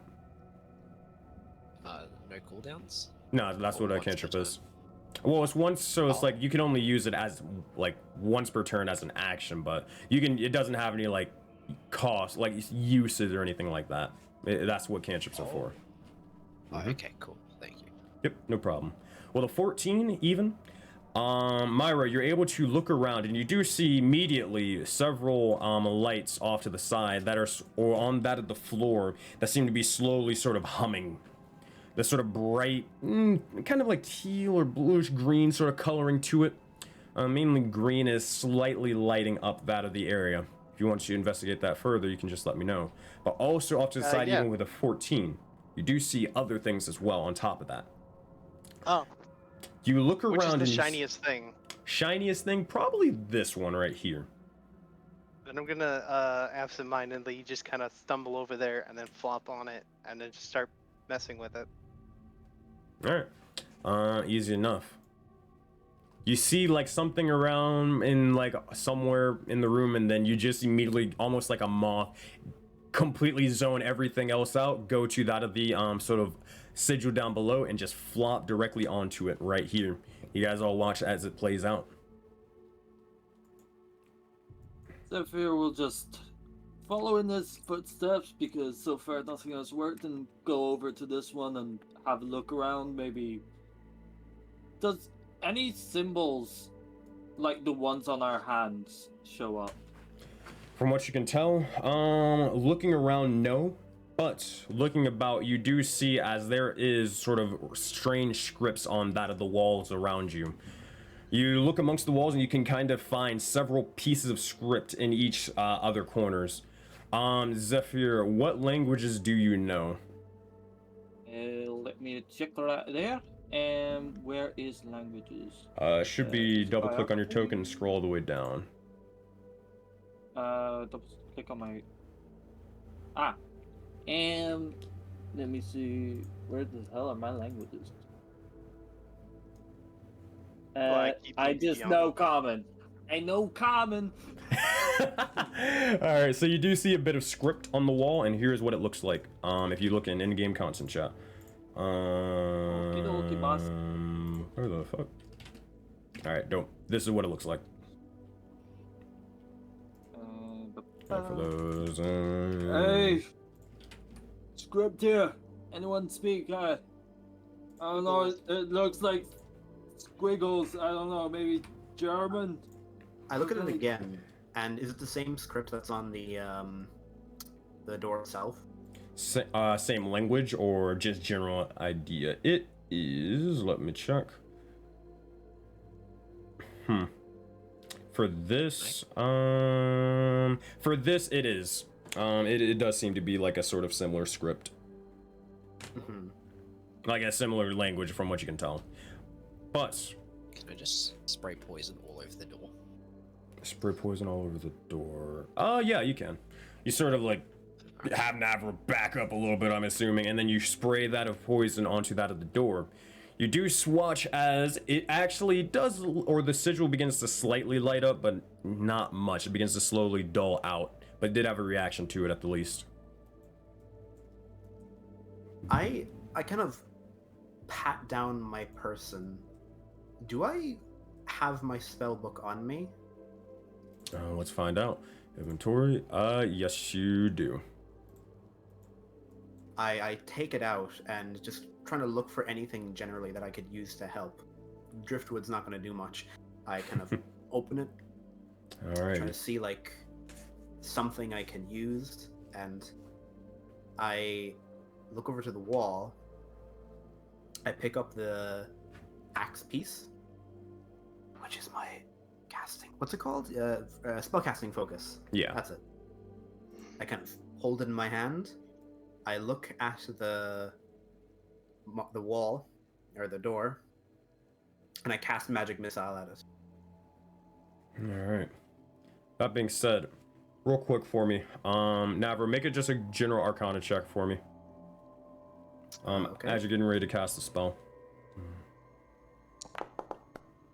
9. Nice. That was a 20 for a second. Yeah. I know. What's with these rolls lately, man? Oh man, I see a lot of 7s, 3s, 4s, 6s, 3s. Oh man, it's rough, buddy. It's real rough. Hey, everybody in chat, also, you guys can give them inspiration points with channel points. I do have one inspiration from Max I got way earlier. Did you? Oh, If he, I did not how much see it. brighter? Oh, yeah, I May I see it. do one thing? I'm Yes. going to use I'm going to use my ability to knowledge from a past life, Ooh. so I can add a d6 to that. Okay. So that's 1, and then I'll roll a d6. There we go. 3. 3. So that's instead of 5 plus 7, which is 13. Or That's 9 plus crazy. 3, 12. 12, Jesus, 12. I am terrible at math. Math hard, don't worry. That being Number said, no is good, that number no the, good. you got it. Is that the final roll? You guys add anything else, or is that it? I have nothing else to add, so yeah. Alrighty. That being said, with the 12, you look over towards the sigil as you're getting ready to cast out a magic missile, and you're just sort of looking, trying to figure out what spell would probably be the best for this situation. And you sort of stop for a moment. It seems to be that whatever this thing is, obviously it needs to be activated by arcane means, but you're not sure how. But after studying and looking it over for a brief moment in time, you know at the very least, and you understand that you're probably not going to activate it by interacting with this thing on this wall at the least, but maybe something else in that of the room. I think I Sensei. figured it out. Yeah, Sensei. Yes.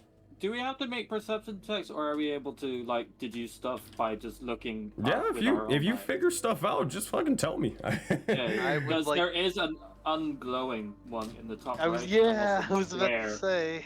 Square in the very middle. I'm thinking maybe that could be the hand sigil as well. That being said, real quick, Ingot, you've received an inspiration point from chat. So you can write that down on somewhere like on a napkin or something, put in your notes or whatever so you don't forget it. But boom, that is Oh, wait, real quick, because I need to explain this all to you guys. So, the way it works is inspiration point, or there are 2 types of inspiration. There are inspiration points, and then there are DM's inspiration.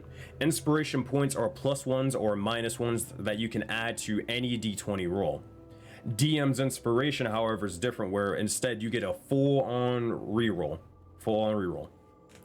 So yeah, there you go. All right, what were you saying a little bit? Sorry about that. You said I noticed something else earlier. What was it? You noticed 'Cause something apparently- earlier? Yeah. So You apparently touching this thing didn't do anything. So you look around bored back with it. up, and you see as there are multiple or more scripts on the walls. However, you see there is in each sort of area. Where the f did it go? Hold on 1 second. You look off to the corners and you see a word in each corner, from what you can tell. But it seems to be you also look over. You can see in the central sort of podium off to the side right here, a 5th. However, this is in a language you definitely don't recognize. In fact, you've nearly seen a majority of languages and have a general idea what they look like, though you may not understand them. You're able to at least tell they're a language. For these, however, you've never seen anything like this before. A new language maybe, but you're not sure. However, the coloring of it in the walls and that of this podium seems to be a similar astral color, similar to your crystal prisons. That information is yours. As you're able to sort of just notice that. The podium. Yeah, you just sort of touch the podium. Nothing really happens. Alright. Can I read any of the script on the walls? Nope. And I with my one language? Nope. It looks like squiggles. I go over the whole of the walls. Like I start walking around just the entire perimeter. Is it all the same language? It seems to be this, or from what you can tell, there's Dwarvish, but this other script, this other sort of writing, this seems to be an entirely different language, one that you have never seen in your life, Navro. And as you're sort of glancing up or sort of running that of your hands across the walls, you just hear voices sort of whispering to you. And only to you. And you hear as there's just, it's almost indistinguishable of what the heck they're saying. But you sort of take your hand off, and the whispers begin to subside for a moment. It's all strange, but that being said, what else do you all do? Would I be able to press my ear right up to it? Yeah, you can. Would that make any difference? Alright. I press my ear right up to it and I concentrate, trying to hear anything. Not to hear, like, if I recognize it, but if there's any distinctive words at all. Alright. Make a perception check for me, Navro. Sure.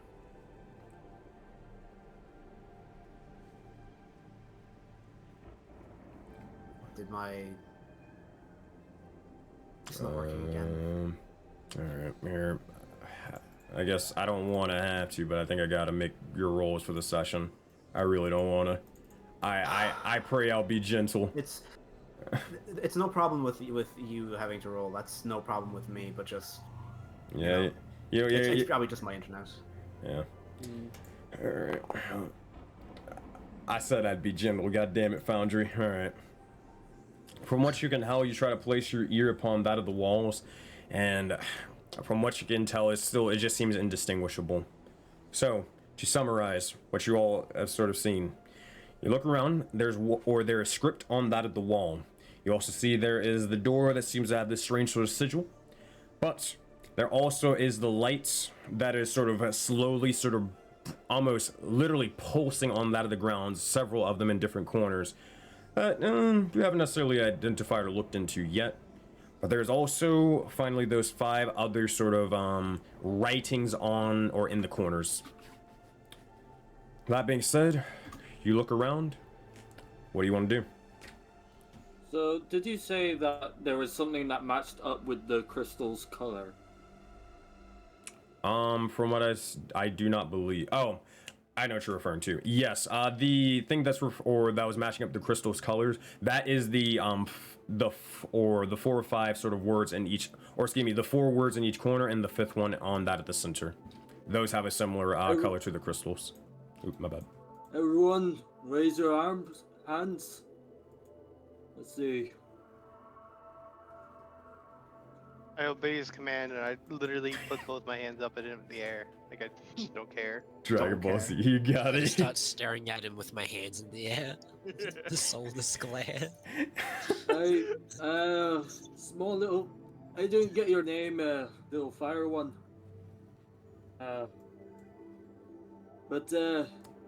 See about placing your hand on the middle there. I don't know, maybe the symbols match up. And do any of the writings match up with the colors of the crystals or the hands? The hands and... The hands, strangely, yes. But only one. Okay, can I direct the one to the one? All right, you would have to call Amethyst out. Try to get them to do that. I'm Wait. gonna look at my hand and see nothing there Yeah, you actually do not see anything there. because I'm probably wearing gauntlets. I press it down over there, okay? You don't mind. Wait, am I able to see it then? See what? See the hand. Who's Myra's? Amethyst. Yeah, I mean it's not hard to see. Not, Okay. I don't think it's hidden or anything. Yeah, no, Amethyst, just is it? okay, yeah. Amethyst, you're not hiding the symbol or mark or anything, right? Oh, no, not at all. Yeah. Okay, I didn't yeah, think so. was just getting confused. Yeah, he'll direct him to press his hand down where he saw it. Better idea than what I had. All right. As you begin to do so, it seems to light up, and it stays there. Oh, Does there's it? light. Yes. Alright, good. What next? Does he see any others? Is there Yeah, any changes? there's 4 more, essentially. Hey, everyone, take time to just put your hand on the same one, see if it calls to you. Colors don't quite match up, but we'll see. He did see both Ingot's and what's his name? Myra's crystals before they shattered. Yeah. Do any of those colors match up? Nah, from what you can tell, no. Okay, in which case he'll kind of like, if people are willing, kind of like go around to each of the ones, place their hands on it, and see if there's a reaction to a specific person. Specific. I just run around touching things now. You run around touching things. You touch over I just down on the floor, and you see as it begins wherever the to symbols are. wherever the symbols are. Gotcha. As you're touching the Follow those symbols, instructions. nothing seems to happen. Like the symbols on the wall, correct? The ones that whatever you're just talking about, I kind of just run around putting my hands on everything. Gotcha. All right. So if you're So if putting it's your in the room, if you're putting your I've hands on touched it. everything and all that sort of stuff, you're sort of slapping the walls, slapping around, and all that other stuff. You look as you do so, and nothing seems to happen until you sort of walk across and touch that of the thing below you. You touch that down onto the ground towards that of the sort of symbol or the sigil over here. Little markings or rune sort of thing over here. And you see as it slowly begins to dissipate. And stops lighting. Slowly but surely. And You I just watch keep my hands as there your staring at it. You watch as your hands, specifically where the mushrooms are, you see as they almost begin to pop directly off and drop down onto that of the ground before turning this entire area sort of almost completely devoid of light as it stops shining. Someone else get to another one. See if it has the same reaction. He'll Flopped put on his one hand- earlier, it didn't do anything. He'll put his hand on this one. Nothing seems to happen. This one. Nope. you sort of duck goose. Nah, it doesn't seem to happen. Nothing happened. Make an Arcana check This for me, one. Zephyr. Make an Arcana check for me, big guy.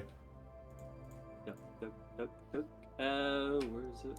Arcana. I got 17. 17. Oh, Hey. thank God. All right. Okay.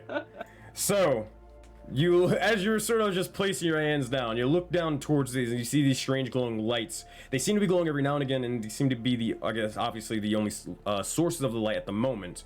But you look towards them, and you look towards that of Ingot's hands. And you see, just in general, they seem to be giving off this kind of weird, strange, or Ingot's hands in general, like since you've even seen them, they give off this sort of weird, greenish sort of gas or poisonous sort of thing to it. And you saw as that thing or whatever, something, this seems almost magical kind of in nature or whatever.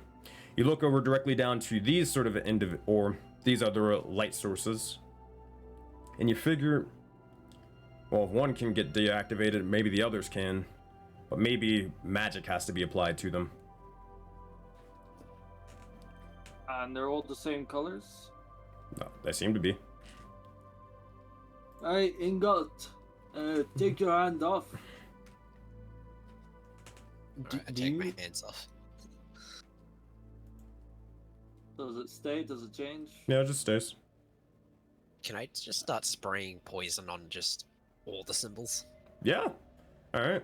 So you walk over here. You poison spray this one. Yeah. Alright, you see as immediately it begins to drop, or it begins to stop lighting. You walk over to the other one. Alright. Yeah. Alright, you cast another spell.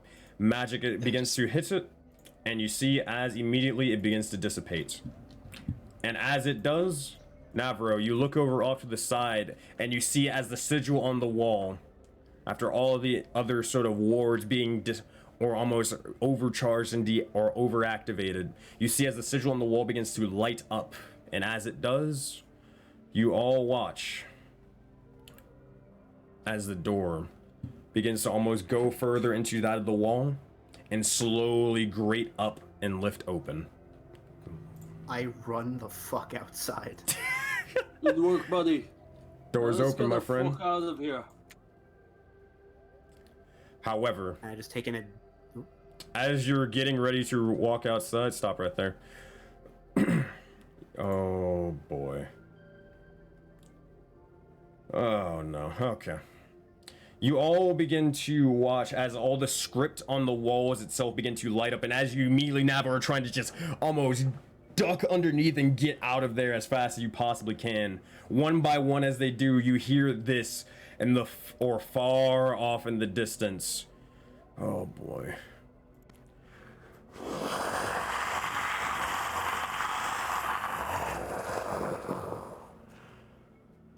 And with that, We couldn't hear. I couldn't. We didn't hear a word.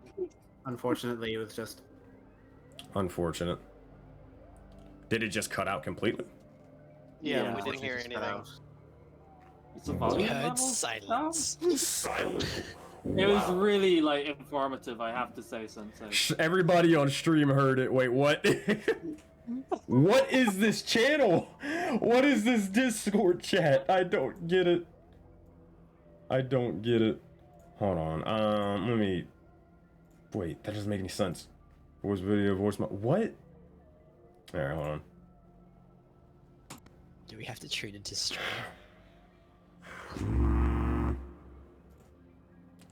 That doesn't make any sense. Okay. Bro, what the fuck is this session? I don't understand. I genuinely Cursed. don't. This session's Cursed. cursed. All right, we're taking this session out. We're taking them all back. We're putting them down like old Yeller. It's over. Oh my No. god. What the fuck is this? I just solved the Rubik's Cube, though. Oh man. That being. All right, I'm gonna test something. This is gonna be annoying. Jesus Christ! Every time I try to do something. All right, I'm gonna do robot voice. You let me know if you can hear it. Testing robot voice. Hello. Yep. Yeah. Can you hear? Yeah. All right, testing with this voice. Can you hear? Yep. Cut out, but yeah. Are we gonna be here? Are there gonna be robots chasing us now? Maybe his gain. His gain might cut out. Might be too high or something. Maybe. How about now? Do I sound like death incarnate? You sound like a robot. It's quite Yeah. quiet. What the okay. Alright, Chat, was it low on stream or was it like lower literally or high perfectly or fine? something? Like, hold on. This is actually irritating. So was it like perfectly fine on stream? Like that's what it And sounded you're like. muted. I know. And all Okay. that. Hold on. Nah, he's Perfectly doing fine? it Yeah. again. What? I don't I understand. just told him he was muted and he did it again. Time to just start spraying poison on everything. I genuinely don't know. No. I genuinely don't know what is with the audio issues like at all. I genuinely fucking don't. Well, Seems to be something with Streamlabs. Streamlabs, like everybody on stream was perfectly fine. They didn't hear anything wrong with it. Volume was perfectly fine. Everything was literally Well, I mean, pitch it's perfect. like something between Streamlabs and Discord, most likely. Something's going on between the two. Yeah. Voice mod. Oh my god. All right. I don't know, then. Well, Give us your well, death incarnate. Yeah, just maybe like voice actor, you know, like pure natural. yeah. We'll have to push on through and see what happens after that, then. I might need to cancel my Saturday session to work on this shit. Oh my god. Sensei just sent some stuff. Not Sensei, Animus. Turn off sensitivity. It didn't matter. I already tried it. But whatever. I guess that'll just have to be what it'll have to be. Oh god. All right. Well, we continue. The carnage. Oh, you guys, well, can do as you wish and continue forth if you want to. The voices come from. Oh, sorry. So I say, Patron, how big is your character, like in feet? Like 3 feet tall. Oh, I'm 2 foot tall. You're actually way bigger than me. You'd have to realistically be 3 feet. If you were 2 feet, you'd be considered tiny. So you guys are like roughly the same. Because my character sheet says small is 2 to 4 feet. Not for myconids and whatnot. Isn't it? Myconids range from 2 feet tall to even as high as 12 feet. Oh wait, hold on. Actually, I think you're right. Small, Hold on. You choose to be small. You would Small be boy. 2 to 4 feet. Oh yeah, that's right. You're fucking like ridiculously tiny. That's right. Never mind. Alaris would Okay. technically be large, but she's considered medium. I can fix that. Yeah, it's just my character is mechanically like Yeah. very small. Don't worry, I got you, buddy. Hold on, I'm gonna hit you with that There we go. quick scaling ratio. Boop. Oh man. An actual Sensei, ant. Did the voices come from like behind us or it down the hall? From what you could probably guess, yeah, down the hall, but also all around. And also, real quick, as I was trying to explain before, you know, everything shat itself. Sorry again about that, but essentially, you all, as you are able to sort of hear this sort of voice, you see as it echoes amongst the entirety of, well, wherever you are, and it even sort of shakes the entire area around you.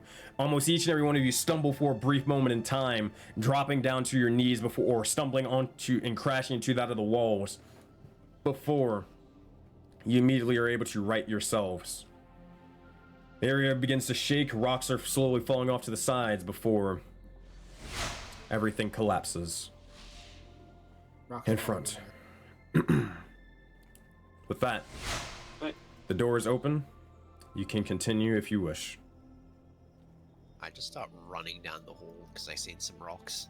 He'll kind of like stop him and it's like, hey, no, there's still danger.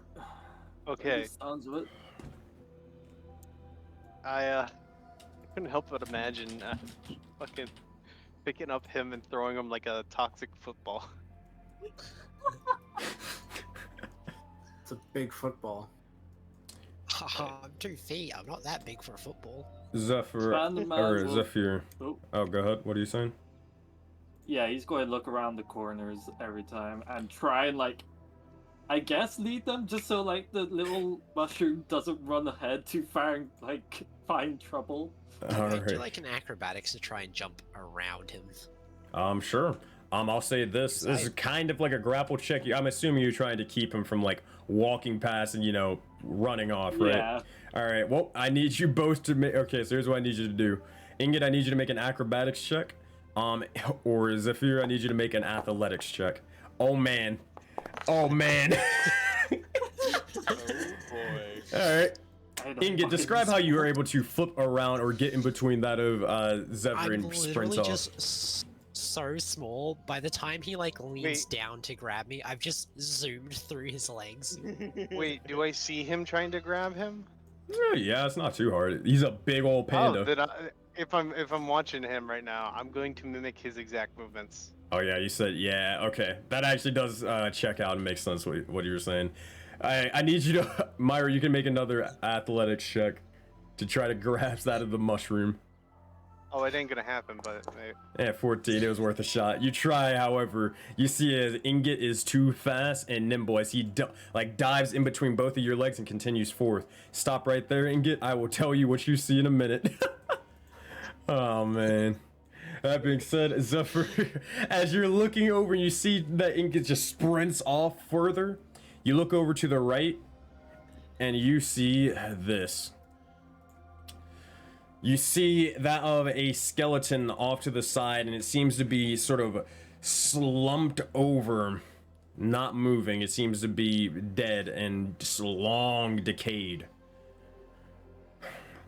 You look over to the right, and you look over forward, and you see as Ingot is immediately just sort of sprinting off. More importantly, you look over towards the skeleton. It has a bit of materials or something on it, but gotta get a little closer to figure that out. Well, while that is happening, meanwhile, into the thick of it. Hey, Ingot, how's it going? I am just looking for whatever seems to be the coolest rock. It's about Is there down any below. rocks I see? Yeah, it's about down below. You also see this. You see corpses as well. I completely ignore the corpses to focus on the coolest looking rock in the room. Alright, about right here. I sprint to the rock. Alright, you jump down the Start, rock. like touching the rock. Alright, as you're touching the rock, oh boy, give me 2 seconds. So, as you're continuing off this area and you find a little small bridge, you jump down into this small little chasm. Now keep in mind, if you want to go towards this rock, it's about 15 feet down from what you can see. You still going down there? It's like sliding off and then jumping down? Yeah. All It's a right. safe jump. I just go straight down to the rock. Easy enough. You kind of have to cling off to the edges and then you slide down. And you see several corpses down there, but you don't care. You're going for that of the rock. You go, or you almost crouch down and begin to pick it up. And as you do, oh boy, you glance over picking it up and you see, oh God, one moment. Let me change this. All right, sorry about that. You see that of one of the you see just something almost horrific. It is no or easy way to put it. You look over and you see mangled and torn to shreds several of the corpses there. However, off to the side, you see out of all the terrors created by foul sorcery, a creature made of composite eyes and mouths and liquefied matter of its former victims, an amorphous mass of mouths and eyes propelling itself forward with ooze, one step or one sort of slither at a time, each mouth calling out with a different voice. You just hear, help, help, help, help, help, help, help, and this sort of cacophonous terror. You hear the voices echo throughout the cave, and you're all the way down there, my friend. And as you're hearing them, I need you to make a wisdom saving throw. But as you're doing that, let me give you a little visual of what you see. Oh boy. You see this. ah yes, the thing. Oh boy. It's Oh, don't the worry. void. I got you for everybody else.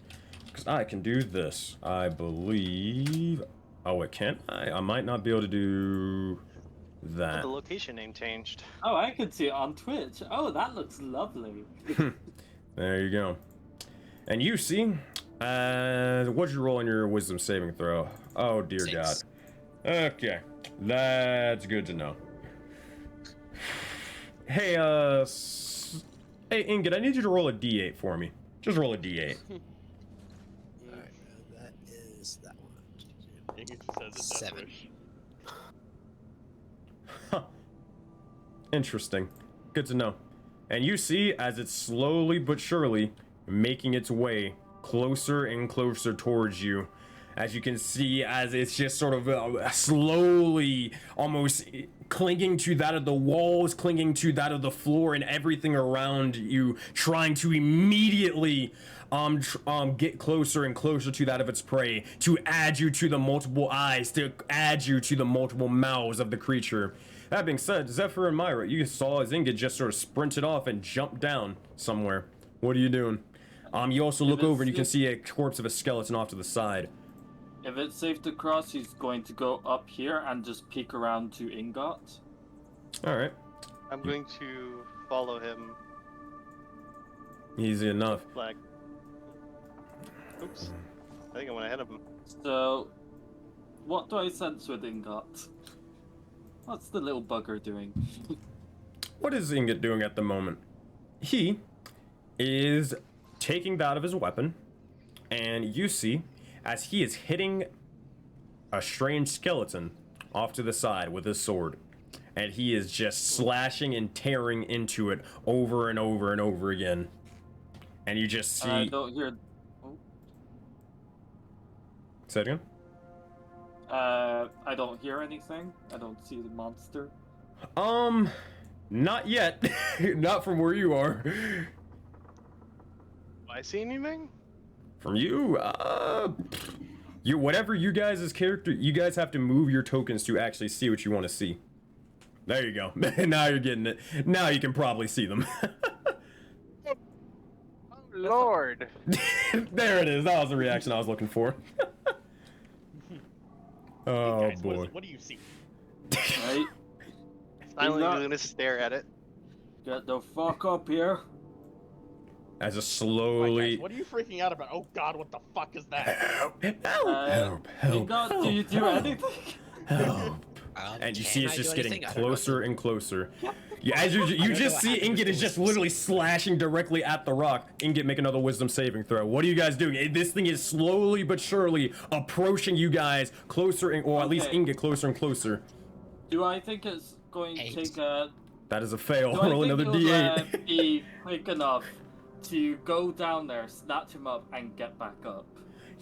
You're not entirely sure at this moment in time. It's moving slow. It is moving slow. However, I mean, you're not entirely gonna sure what risk this it. creature is. So, that being said, it's time to make the first martial check for me. All right, Zephyr, here's what I need you to do. I need you to make the first martial check. I need you to just simply make a wisdom check. That is just a straight roll. Is that me? Yes. Wisdom check. Wisdom check. 5. Makes sense. As you look over towards it, you see it. It's hard to tell. You're kind of gonna have to rely on that of straight instinct on this, or in this matter. But real quick, as you're Okay. sort of deciding what you want to do over there, meanwhile, all the way back into that of the cave, Navra, what are you doing over here? Literally right now, Foundry loaded for me. The entire time Oh. I've been trying to get it to work. Gotcha. Um, Would you have been following them so- behind, or would you have stayed back a little bit? I had said You want to? first and foremost, I was running the hell out of it. Out Gotcha, of the gotcha. place. Gotcha. Oh, hold on. So I would tell you what. So you would probably, at the very least, here I gotta fucking drag it right here. You would at least be right here, and you would be able to witness all of this. Whether you kept running or you stopped, that is completely up to you. But you do see as this creature is slowly approaching that of Ingot and getting closer by the second. What are you doing on Navro at this moment to make sure we get everybody's stuff? I see the skeleton going right towards Ingot. Not And the without skeleton. head. The skeleton is a corpse. Is completely. It's just laying there. You see this giant mass of mouths and eyes approaching. Your character tokens can see it. I can't see the icon, but I'll assume so. I see that, and do I have to make any kind of saving throw like they did? No, not at the moment. I see it, and I immediately, my axe piece, magic missile. Magic missile, you got it. You casting a spell and unleash the arcane directly towards them. Cast a spell, magic missile. If you need help with it or for axe up, just let me know and I gotcha. That being said, while that's happening, Zephyr, what are you doing off to the side? I'm going to quickly cast Bless. Bless, you got I'm going to it. cast it on Ingot. I think I might just do it on myself because I'm thinking bouncing down. and who could use it because it's three people. Eeny, meeny, miny, mo, catch a tiger by the toe. Gotta think. It's moving. Pikachu. And What? Alright, so you're blessing Myra, Ingot, and yourself? Yeah, Myra. Yeah. Alrighty. So, and Pete, what were you saying? Well, I just rolled 3d4 because I can't see the icon for the massive eyes. What'd you get? Well, I'm not sure how to cast spells with my. Oh, 'cause when I pick my gotcha. character, nothing happens. Okay, here. Real quick, I want to test something. Just see if you can make a general, like, check or whatever. Like, let me see if it's working or not still. Let me just roll a d20. Yeah, simple with that. Alright, dope. Okay, here's what I need you to do now, bro. So, here's what you gotta do. To cast spells and to target, all you have to do, Navro, is click on the person that you want to hit, and you're going to, like, hover over their token, and you're gonna hit the T key. Like the T key on your keyboard. Boop. You'll see a little targeting icon pop up. Yeah, you can also double right-click as well. Like that? Yep. And then afterwards, you're going to open up your character sheet, like opening up your token, and can cast the spell. To cast the spell, all you got to do is just hit the icon. You can also drag those icons down below onto your little hotbar sort of thing, so that way you're able to save the process or speed up the process like 20-30 seconds, you know? You can do that for any ability or any spell. I'm gonna have to refresh the page again because my character thing won't open. But yeah, I getcha. Gotcha. Alrighty. Well, while that's happening, alright. So, Zephyr, you are essentially casting that a bless onto all the other, or those three individuals. What are you doing now? As you see, it's getting even closer. At this point, it's almost halfway there, and it's almost sort of cut off this sort of any other area besides the path that you have in front of you as it's closing in. What is 15 feet below? 15 feet below to get to where Ingot is. Okay. Question: Yes. With Misty Step, can I teleport with a creature? No. That is only a certain. That is a dimension door that you need. That is the 4th level spell. Okay. In which, I'll jump down.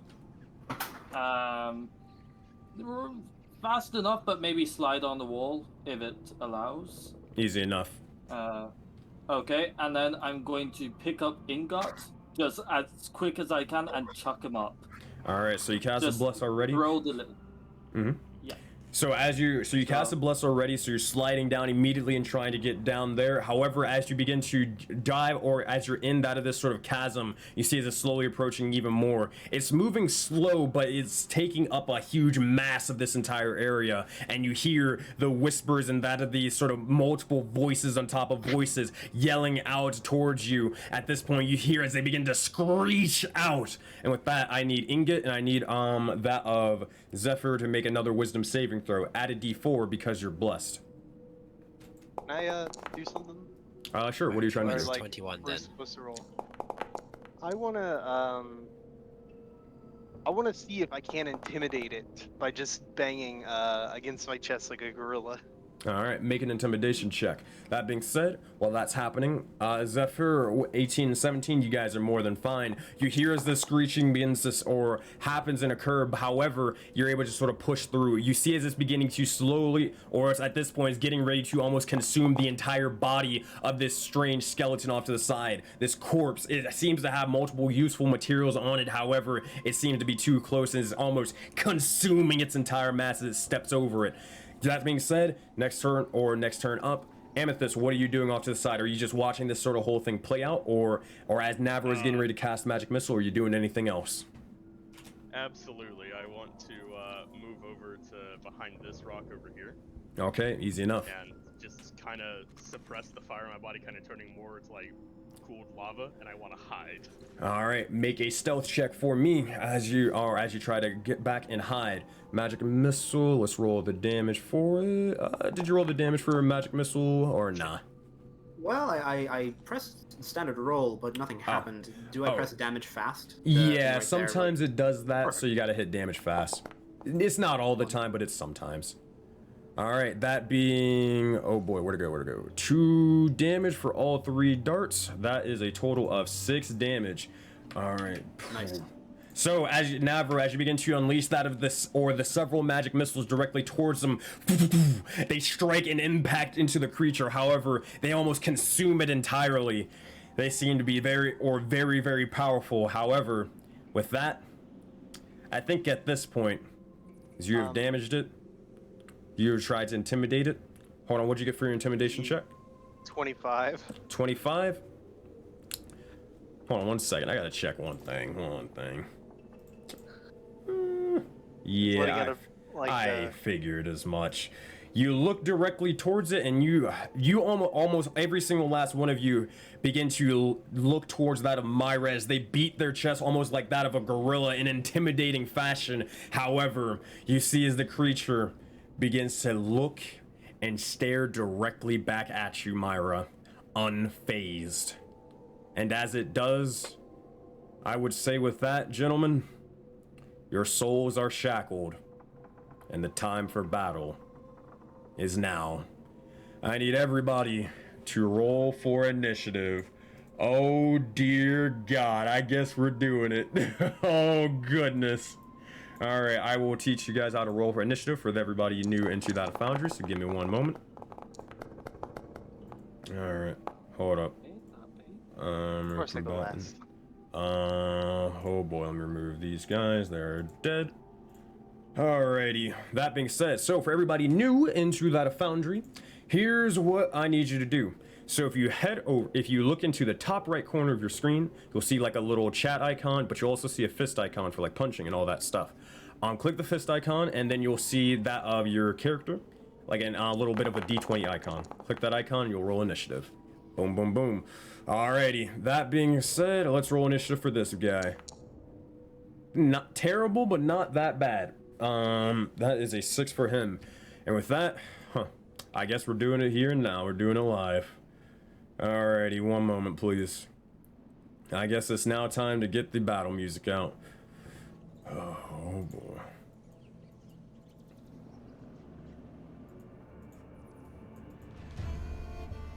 Alright.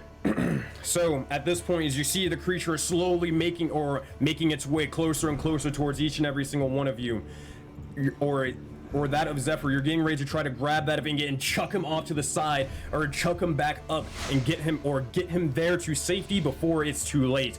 However, the creature has its sights locked onto you. Zephyr, what are you doing at this moment in time? Okay, do I think I can...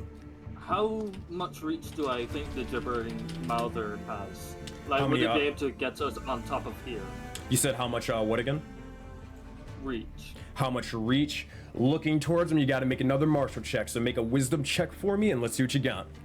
So, for everybody, or most of you, I think all of you have played in my games before and know what martial checks are. I believe everybody except Pete, so let me explain. Natural 20, we'll get to that in a minute. Good stuff, Zephyr, good stuff. That's what I like to see. That being said, so a net or a martial check is basically a variant rule used by that of Arcadum, and we use it over here in my games and that of Project Aurora. Essentially what it is, thematically, it is essentially an in-game way to apply that of previous combat knowledge to situations in front of you, to use it to predict possible enemy tactics, maneuvers, and abilities, and other things like that. In game, what it is it's essentially you are able to make a free check on your turns. Doesn't take an action, doesn't take a bonus action, it is completely free to learn more and more about the enemy. Now, the check that you use will vary it's very based off of your backstory, your race, your class, and a lot more other features and factors. And upon learning, or upon beating that of the DC needed for a martial check, you get to pick an ability and identify it truly. So, that being said, Zephyr, with a natural 20 on your martial check, the gibbering mouther has the following abilities. It has only a couple: blinding spittle, aberrant ground, and gibbering. Which one would you like to learn about? Or if you do not want to learn about an ability, you can learn about something else instead, like reach or hit points or anything like that, but it will take up your martial check. Let's say hit points. Hit points. This creature has a total of 67 and is currently at 61. It is way out of your league at the moment. Okay. And I'm guessing, like, just by the height of it, I can't gauge, like, what kind of reach I figure it might have. You used your martial check to learn about the HP. However, I should say, X Calamity has gifted you an inspiration point from chat. Thank you! Okay, do I think I can throw Inga up to, Myra? You can certainly try. Name. You can certainly try. It's Okay, going to take a lot of strength, but you can maybe start. I'm going to chuck him up. He's a tiny little being, so I hope he's not that heavy. All right. And... That being said, Ingot, as this is happening, Zephyr is reaching out to try to grab you. Are you resisting, Ingot? I don't think I am. As far as I know, I'm swinging my sword wildly. And at this point, with the wisdom saving throw being succeeded, you sort of have your sword out and you come back to your senses and you see this giant creature approaching you, and Zephyr is also right behind you. So, it's your choice if you want to resist or not. I do not resist. All right. That being said, Ingot, you get scooped up by that of Zephyr, and you grab him and try to chuck him where? Where are you throwing him at, Zephyr? I'm throwing him to Myra and hoping they can catch them if he has any, like, shortcomings. Easy enough. Basically. Hold on, you guys were like on top of one another, so I got you. All right, so that being said, I need you to make an athletics check for me, Zephyr. Let's see what you got. Okay, and I can I can add a d4 onto that. Not for bless, not for bless. No? Bless is only saving throws and attack rolls. Can I try to jump as he throws me? I'll tell you what. You can try. I'll tell you what. If you use your action to dedicate being thrown up again, like on your turn, Ingot, I'll let Zephyr get another roll. But for right now, we'll have to wait to see what happens. You know what I mean? So you can try again. You just have to use your own action next time. Sound good? Yeah, looks good. Alrighty. That being said, so with a 6, you pick up the little guy and you see he's squirming. However, this guy is surprisingly, this sword that he's wielding and that of all of the sort of bits of items and materials and all the rocks that he just sort of has off to the side, it's a lot of weight. And he sort of has a little bit of a strange sort of shape to him, so you're having a little bit of trouble grasping him and throwing him. And as you do, you're only able to throw him like about 3 feet, get him started, but he's not really going much of anywhere at the moment. He is still in the space on the battle map. That is your action. You have a bonus action and movement. You better fucking jump. And I am going to wait until he is fully out of my grip. Can I wait and use Misty Step to get back onto the top here? Yes. Well, you wouldn't be able to wait because you wouldn't be able to ready your action because you already used your action to grab him and try to throw him. But you can kind of like, prepare delay. Sort of thing. Yeah. Delay? No, you wouldn't be able to do that. That's a 3.5 thingy. Okay. But prepare, is that kind of like for next? Prepare is just like round? thematically like, oh yeah, I'm getting ready to do something next, but it doesn't actually have anything mechanical wise. You're just like thematically or looking flavor wise, you're looking like you're getting ready to cast a spell, you know? But that's pretty much it. Okay, so it doesn't do anything. Nah. Uh, You would typically be able to do that, but you already used your action. In which case, what do I think the gibbering mouther is doing? Or, well, no, Gotta use it to your own player intuition, my friend. yeah, can I... Is it a bonus action or is it an action? As a bonus action. Okay, in which case, I'm going to grit my teeth and I am going to roar. And that's going to be the Roar Protector. Alrighty. Protector. I'm assuming this is, or make sure to cast the spell, like put it on Foundry, and you'll see a little effect with it tied specifically to you. So as you guys know, I have rigged every single one of your, or almost every single one of your abilities and spells with that of animations to play out whenever you use them. So make sure to obviously like cast them and all that other stuff. Alright. Make sure to do the place measure template, all that stuff, and it'll go through. I think I messed with that. How much range does it have? Just so 10 feet, is it? I believe it is, yeah, it's not too far. You have to be within 10 feet of the creature. So you would have, if you're trying to use Roar the Protector to hit the Mouther, you have to get a little bit closer, but you can do it. Yeah, okay, Right. I'll do that, and I'll just like cast it now. Okay. Alright, there you go. As it begins to happen, oh, I guess I gotta ignore that one for the skeleton. Oh boy. That is a... Did it whisper it? I don't know why it whispered it. That is a 9 for the Gibbering Mouther. What happens and how do you roar? Like, what are you doing as you're sort of unleashing that of this roar? So he's going to just grit his teeth and show just sharp, giant fangs as his dreadlocks kind of almost raise up, and there's kind of like a little crackle in his roar, just a bit of electric crackle. And as you do, you roar out with all the strength and might as you can, and you watch as lightning begins to shoot out directly onto that of the walls and the ground before you. However, as it does, you look over towards the creature, and they seem completely unfazed. As you learn, especially from that of Myra, they are immune to being frightened. That being said, you hear screeches upon that of the individual. However, the screeches are sort of almost overtaken by more other voices of different tones and pitches and other things like that, seem to be unfazed. Alright, so I use 5 feet of movement there. Okay, bye-bye. Alrighty, that being said, no attacks of opportunity. Alright, that is your turn, Zephyr. So, as this is happening, next up in initiative, we have that of Amethyst. Oh, there we go. We finally got it to work. All right. Nice. Finally got it. There we go. Amethyst, you receive initiative and you look over towards Zephyr as he immediately roars out and then charges back to get a little bit of space. What are you doing at this moment? Guys, I really don't want to fight this thing. No, yes. And, I want to back up over here and then just like, I guess let's see, fuck it. I will move up here. Is that a dead end? From what you can tell, yes, it seems to be a dead end. Doesn't seem to lead anywhere. Shit. Nope, that was a mistake. Bye, and then I'm gonna use my dash action to get over here.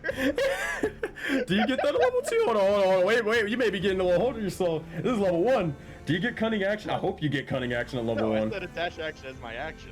Oh god, okay, yeah, I gotcha. That is rough. That is rough. Jeez. And, hold on, I was right. Yeah, okay, I did that right. Alright. Nope, bad idea. That was a dead end. yes. Unfortunate. Alright, man, I'm sorry, buddy. That being said, you should look over to see if there's anywhere to go. Seems to be that only other path is across that of this bridge off to the side or past that of the Mouther. That being said, next up in initiative, Ingot, you receive initiative. Navro, you are on deck. Ingot, as you look over towards this giant foul creature, you see as Zephyr is immediately retreating back behind. Meanwhile, the rest of your allies are on this smaller bridge. What do? Does it look like there is a way up the rock face for me, or does that look like it'd be too difficult to actually climb up? You can try to climb it if you want. I might try to climb the rock face then. It's only 15 feet, and I have 30 feet of walk. Yeah, if you want to. So yeah, just simply, all you need to do is just make an athletics check. It's just it's a DC to see if you fuck up. That's literally it. It's not that hard of a DC. Okay, athletics. Okay. 17, more than easy. So, Ingot, you begin to holster that of your giant sword upon that of your back, and you begin to immediately dash over and try to climb on that of the nearby rocks, climbing to that of safety. Move your token where you wish. You can basically only move, I believe, 1 square. Yep, 1 square. So you're moving over here. You got it. Yes.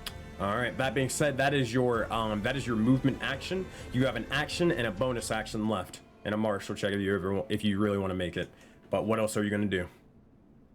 I will make a martial check. Alrighty. Gibbering mouth. For you, I need you to make a wisdom check and add exp, or you're going to add twice your proficiency bonus. Twice my proficiency. So you can just do the thing, and then you're level 1, so that is 16. With a 16, that is successful. What would you like to learn about the Gibbering Mouther? Would you like to learn an ability or something else? What's its reach? Its reach, for its reach, it's only a simple 5 feet. Alright, I shout out, it can't get us up here! Alright. That being said, Can do you I have anything then else as your turn? dash?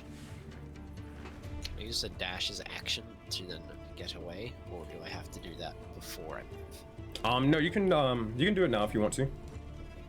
Alright, so that'd give me 30 more feet. I'm just gonna hide over here then. Alright, easy enough. You climb up and dash forth, and now it only down below is only still Zephyr. That being said, you continue forth, and Ingot, is that your entire turn? Yes. Alright. Next up, the enemy's turn. Alright. 5, 10. Alright, that's about as far as I can go. And then, oh boy. At this point, yeah, you can definitely see it and hear it.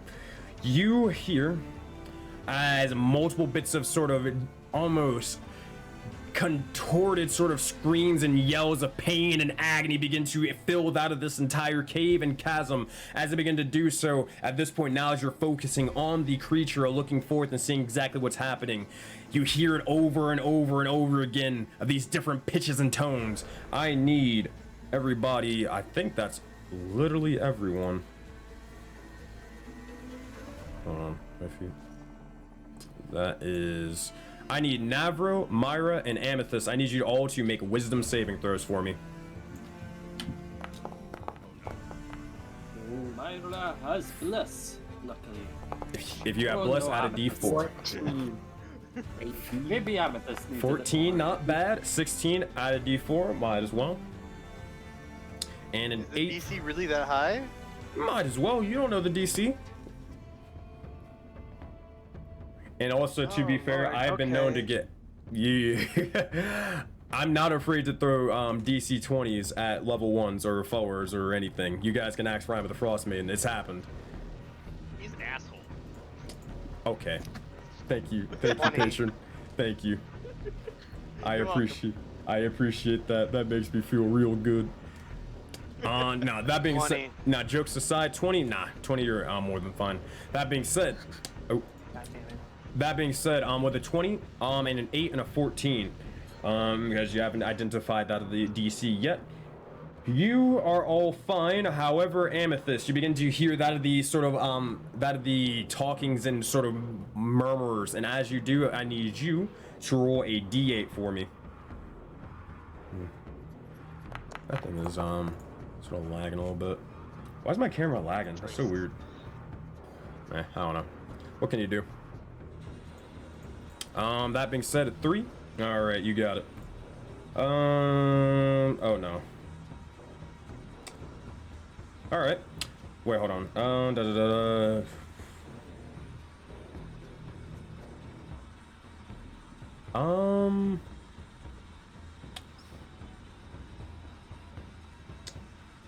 I will coin flip that one. That one's unclear. All right. That being said, because that one's unclear.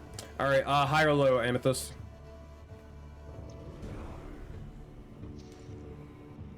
Low. Low. All right.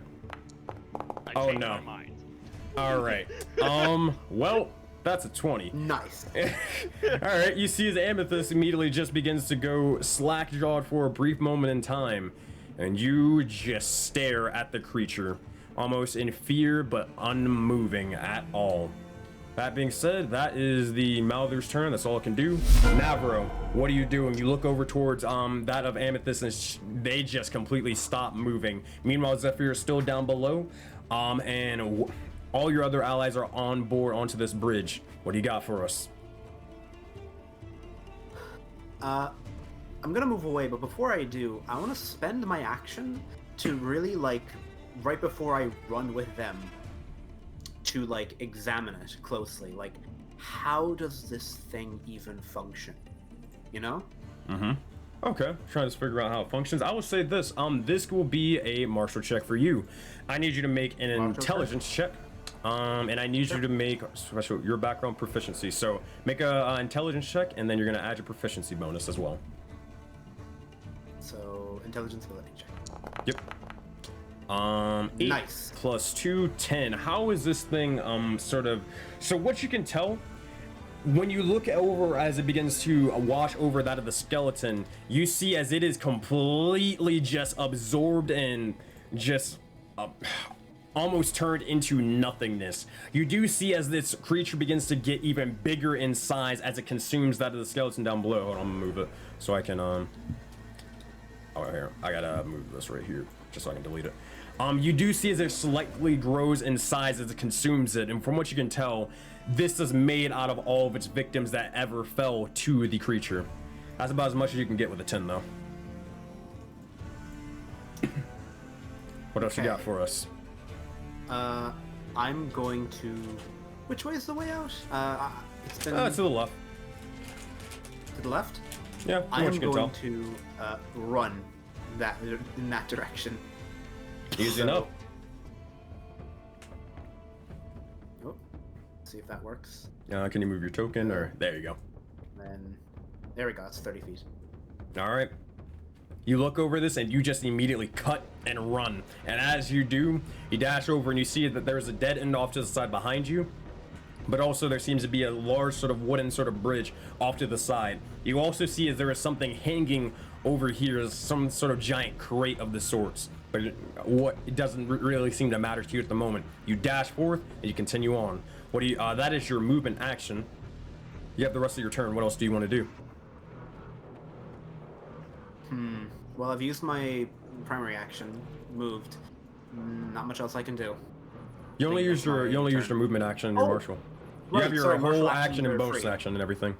That's correct. Yes. Would it be an action to look at the crate and see what might be like what kind of condition it's in? From a quick, if you want to learn more, I'll tell you what you see. From a quick glance, it seems to be just a simple crate. What's inside of it, you're not entirely sure. You don't see any like holes or anything on top of it. If you want to examine it further, you can make a perception check. Choice is yours.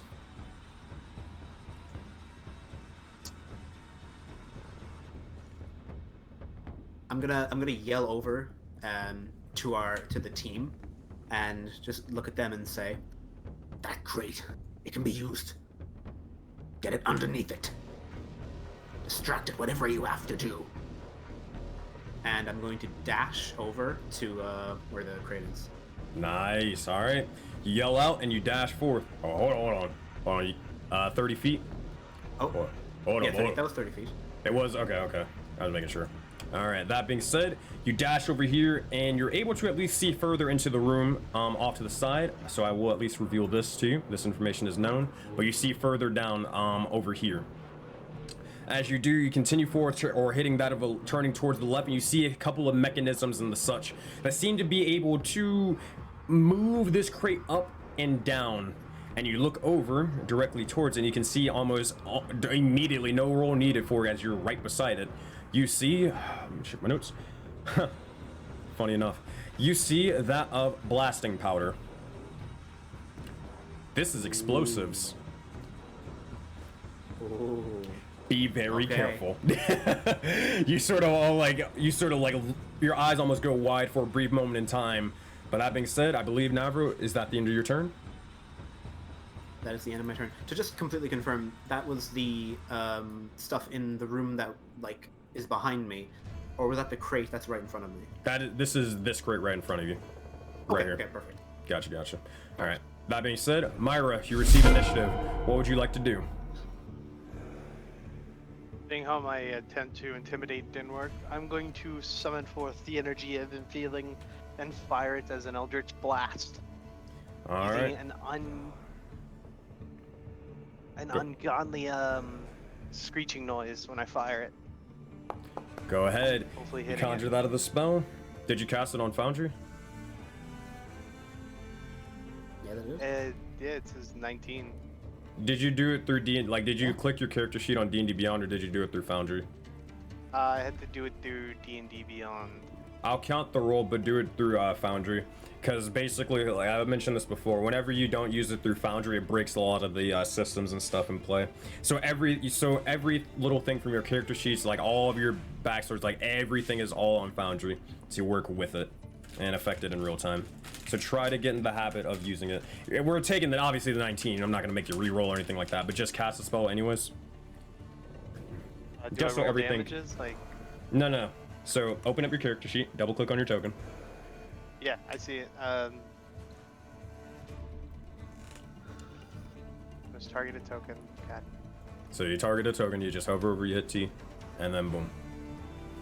Because the way it works is it automatically applies damages or HP when you heal all this other stuff. Yada, yada, yada. That being said, Oh, come on. ugh. So 19 to hit and only 1 point of damage. You see as you fire off directly towards it, however, and you're able to immediately take off one of the eyes. However, the creature seems almost completely unfazed and it marches forth even further towards you. That being said, Myra, that is your action. You have the rest of your turn. What else you got for us? 1 second. Actions. Can't use that. That sucks. That's it. That's all I got. All right. That being said, Zephyr begin to look over and you see as the creature slowly approaching you even further, or even closer, excuse me. Myra begins to try to fire out that of an Eldritch Blast, however, it's effective, but it's not as effective as they intended. What would you like to do? You see as all of your allies are sort of scattering about. Would it be an action to pick up a rock? Nah. Or anything? Nah, I mean, depends. Okay. Well, it depends on what you're trying to pick Is it- up, but like a rock. I mean, is there like just something throwable to get to his attention with? yeah, there's skeletons, there's rocks, there's stuff on the skeleton if you want to check that out. You'll But pick up the first thing, and Probably if I rock. were to go here, can I Misty Step over here? yes, you can. Okay, then that's what I'm going to do. I'm going to run 15 feet over here, Easy bounce enough. off the wall, and use a Misty Step. As you begin to do so, you watch as Zephyr immediately begins to almost turn into that of light or that of a cloud, a storm. He vanishes in that of this sort of blue electrical sparks and appears off to the side onto that of the cliff or cliffside over here. Now, keep in mind, you are 15 feet above in the air, or not in the air, but like above the creature right now. That being said, what else you got for us? That is your bonus action and a little bit of your movement. So right now, I am going to chuck the rock at it and kind of like scream my head off trying to get its attention. Alrighty, you're throwing the rock. I will tell you this, you can make an intimidation check for me, Zephyr, to get its attention towards where you're throwing and to bring it closer towards you. Or towards the area that you want. Intimidation check, alright. Does that, does Bless affect that? No.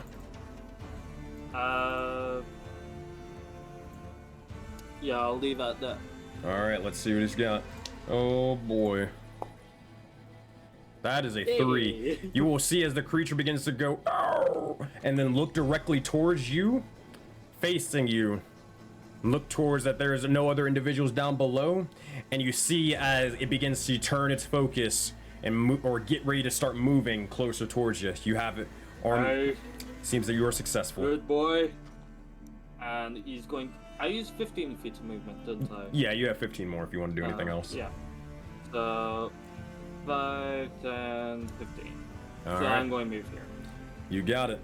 That being said, Amethyst, you've received an inspiration point from that of chat. You can mark that down where you wish. That being said, Zephyr, is that your turn? That is my turn. All right. Amethyst, I need you to make a wisdom saving throw for me. At the beginning of your turn.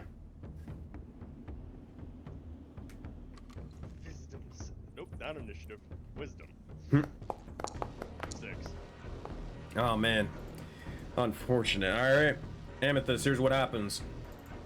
Cool. You... Oh, wait, I want to make sure. Oh, God, yeah. God damn it, God can't catch a fucking break. Wait.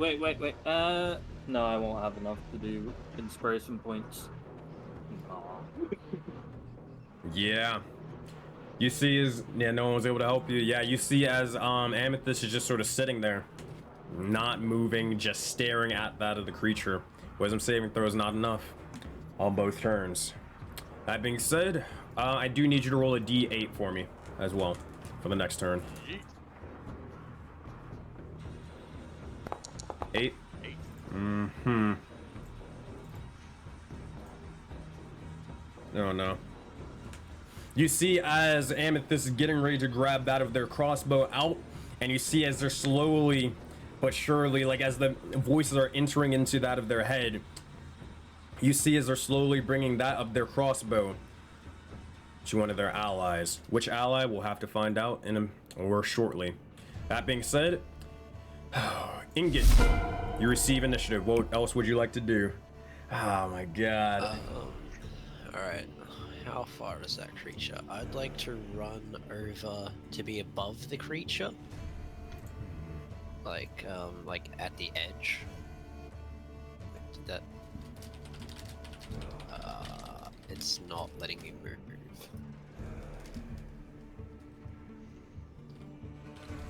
I can't actually move my token. Really? Hold on. If you Are you on the, you look in the top left corner of the screen, do you see the like the little people icon, or do you see a measurement icon? Measurement. There you go. Thank you. So I'll just move over. I think that's like above the creature. Yeah, I gotta double check.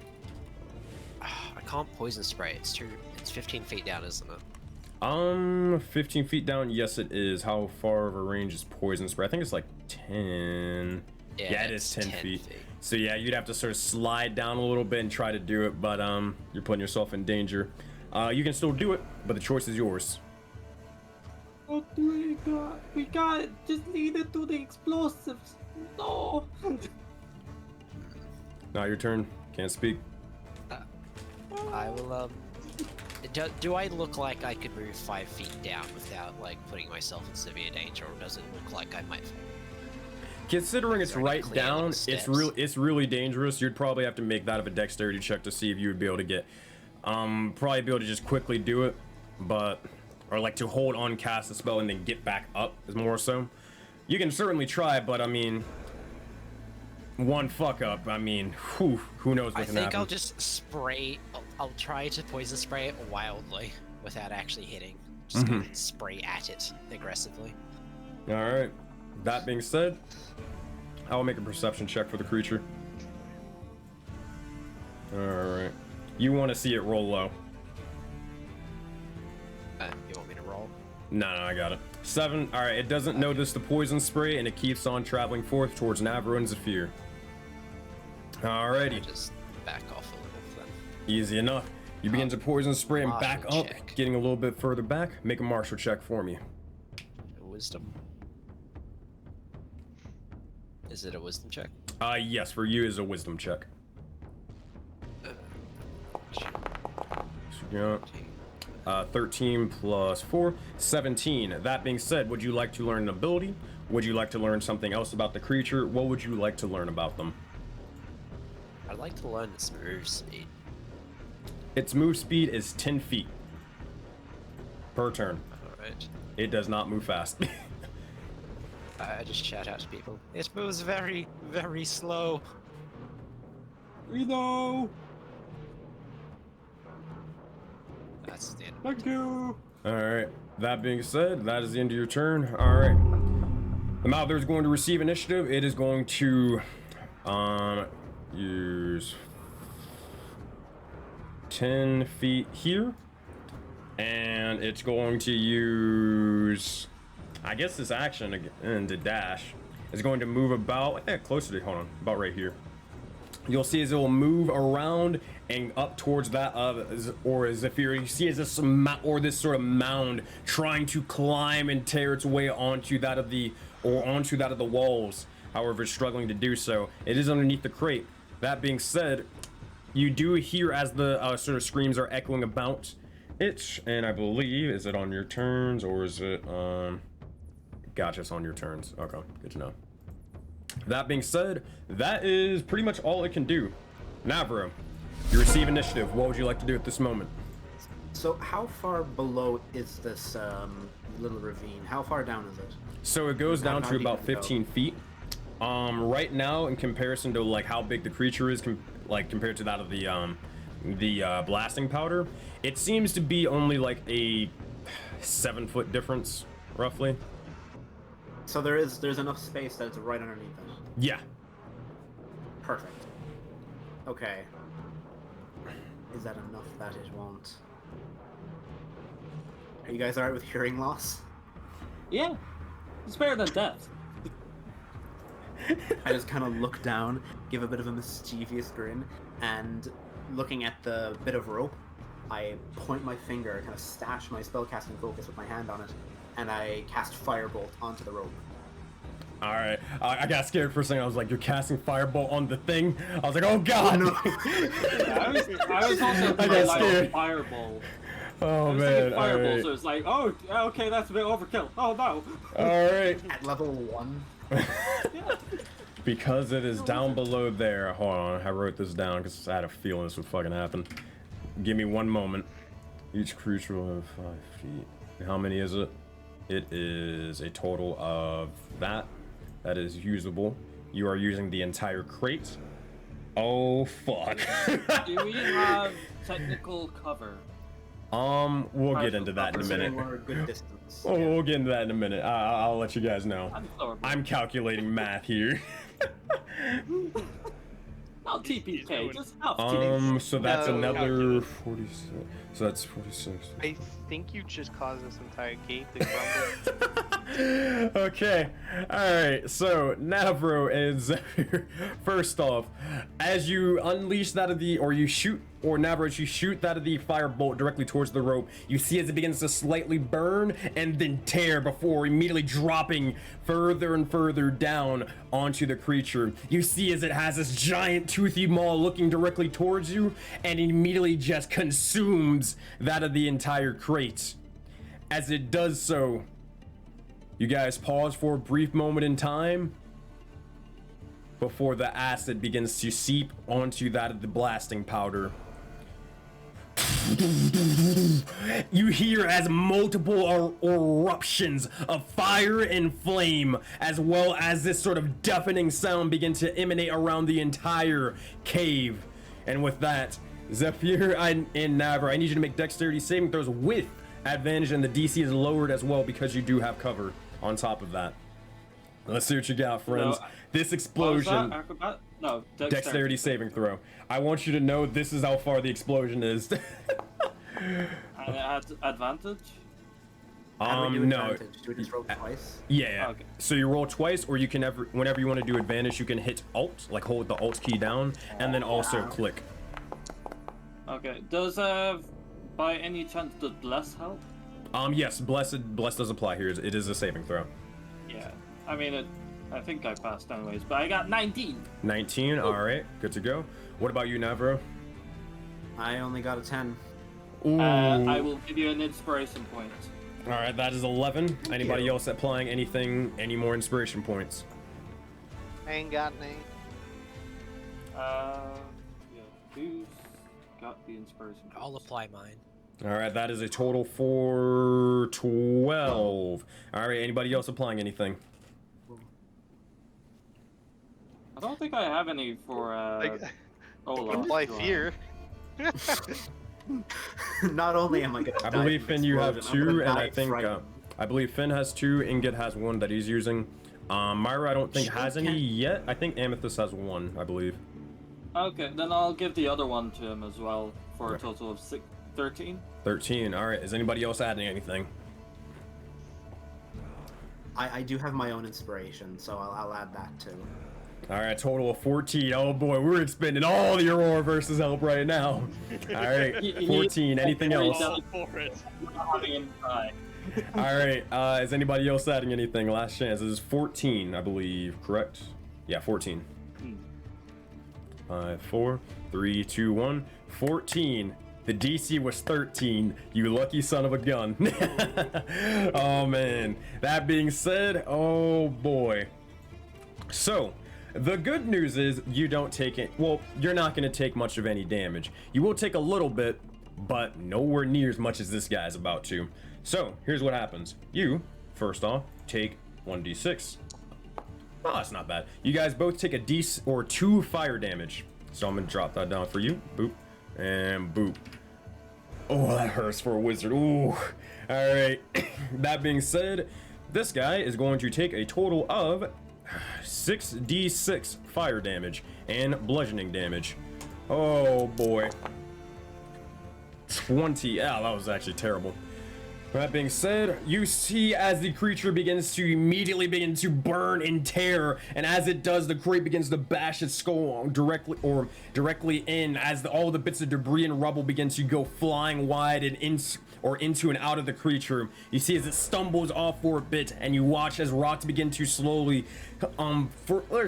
begin to like drop off of that of the walls as from like that of the echoing blast and that of the sounds. You all look around and you just hear a rumbling in this entire mine. Oh boy. That being said, whew, it is injured, but now the mine is it's shaking at the moment, and you're not sure when it's going to stop because this is within combat. That being said, good round all around. It is now injured. That being said, Navro, is that your entire turn? What else you got for us? I'm going to Foundry Google Chrome messed up, and I'm gonna have to open up my thing again. But when I'm able to, I'm going to just move right to the room behind me. Gotcha. Did you want to go to like the up north or down south below? Oh, it's loading there right now. Hopefully, if it. He means the left. It means the left. Okay, yeah. gotcha. Okay, easy enough. You have your full. I'm assuming you're using your full movement. Yes. All right. Hold on. I think it's loading right there. I'm gonna move here. All right, you got it. You move further into that of the cave, and you continue forth. That is your turn. All right. That is my turn. That being said, this thing is still kicking. Myra, you receive initiative, and you look over as all your allies are now above. This creature is almost dazed and almost completely set on fire. What are you doing, Myra? I'm going to slowly walk and stumble to about this point. And while I'm walking, I'm casting Toll of the Dead, which is a D12, because it's already injured if I'm not mistaken. It is already injured, so I need to make a wisdom saving throw and cast the spell. Make sure to target them and all of that, and I will do so. God forbid I do damage, man. Hold on. It didn't roll it right, so roll a D12. It rolled a D8 instead. There you go. And that who's on your side. And also, it fails with a negative or with a 1. Oh man, dealing 5 points of necrotic damage. You see as the creature almost these. Wait. Oh, there's bless help? No. It's his saving throw, not Myra's. But you see as this sort of purple smoke begins to form around that of the creature's many eyes and mouths. As it does, you see it rips and tears as you hear just simple gongs and bells are around it. And 5 points of damage. Boop. Hold it. I gotta do that because it calculated that one. That being said, Myra, that is your action. You have the rest of your turn. Anything else for us? I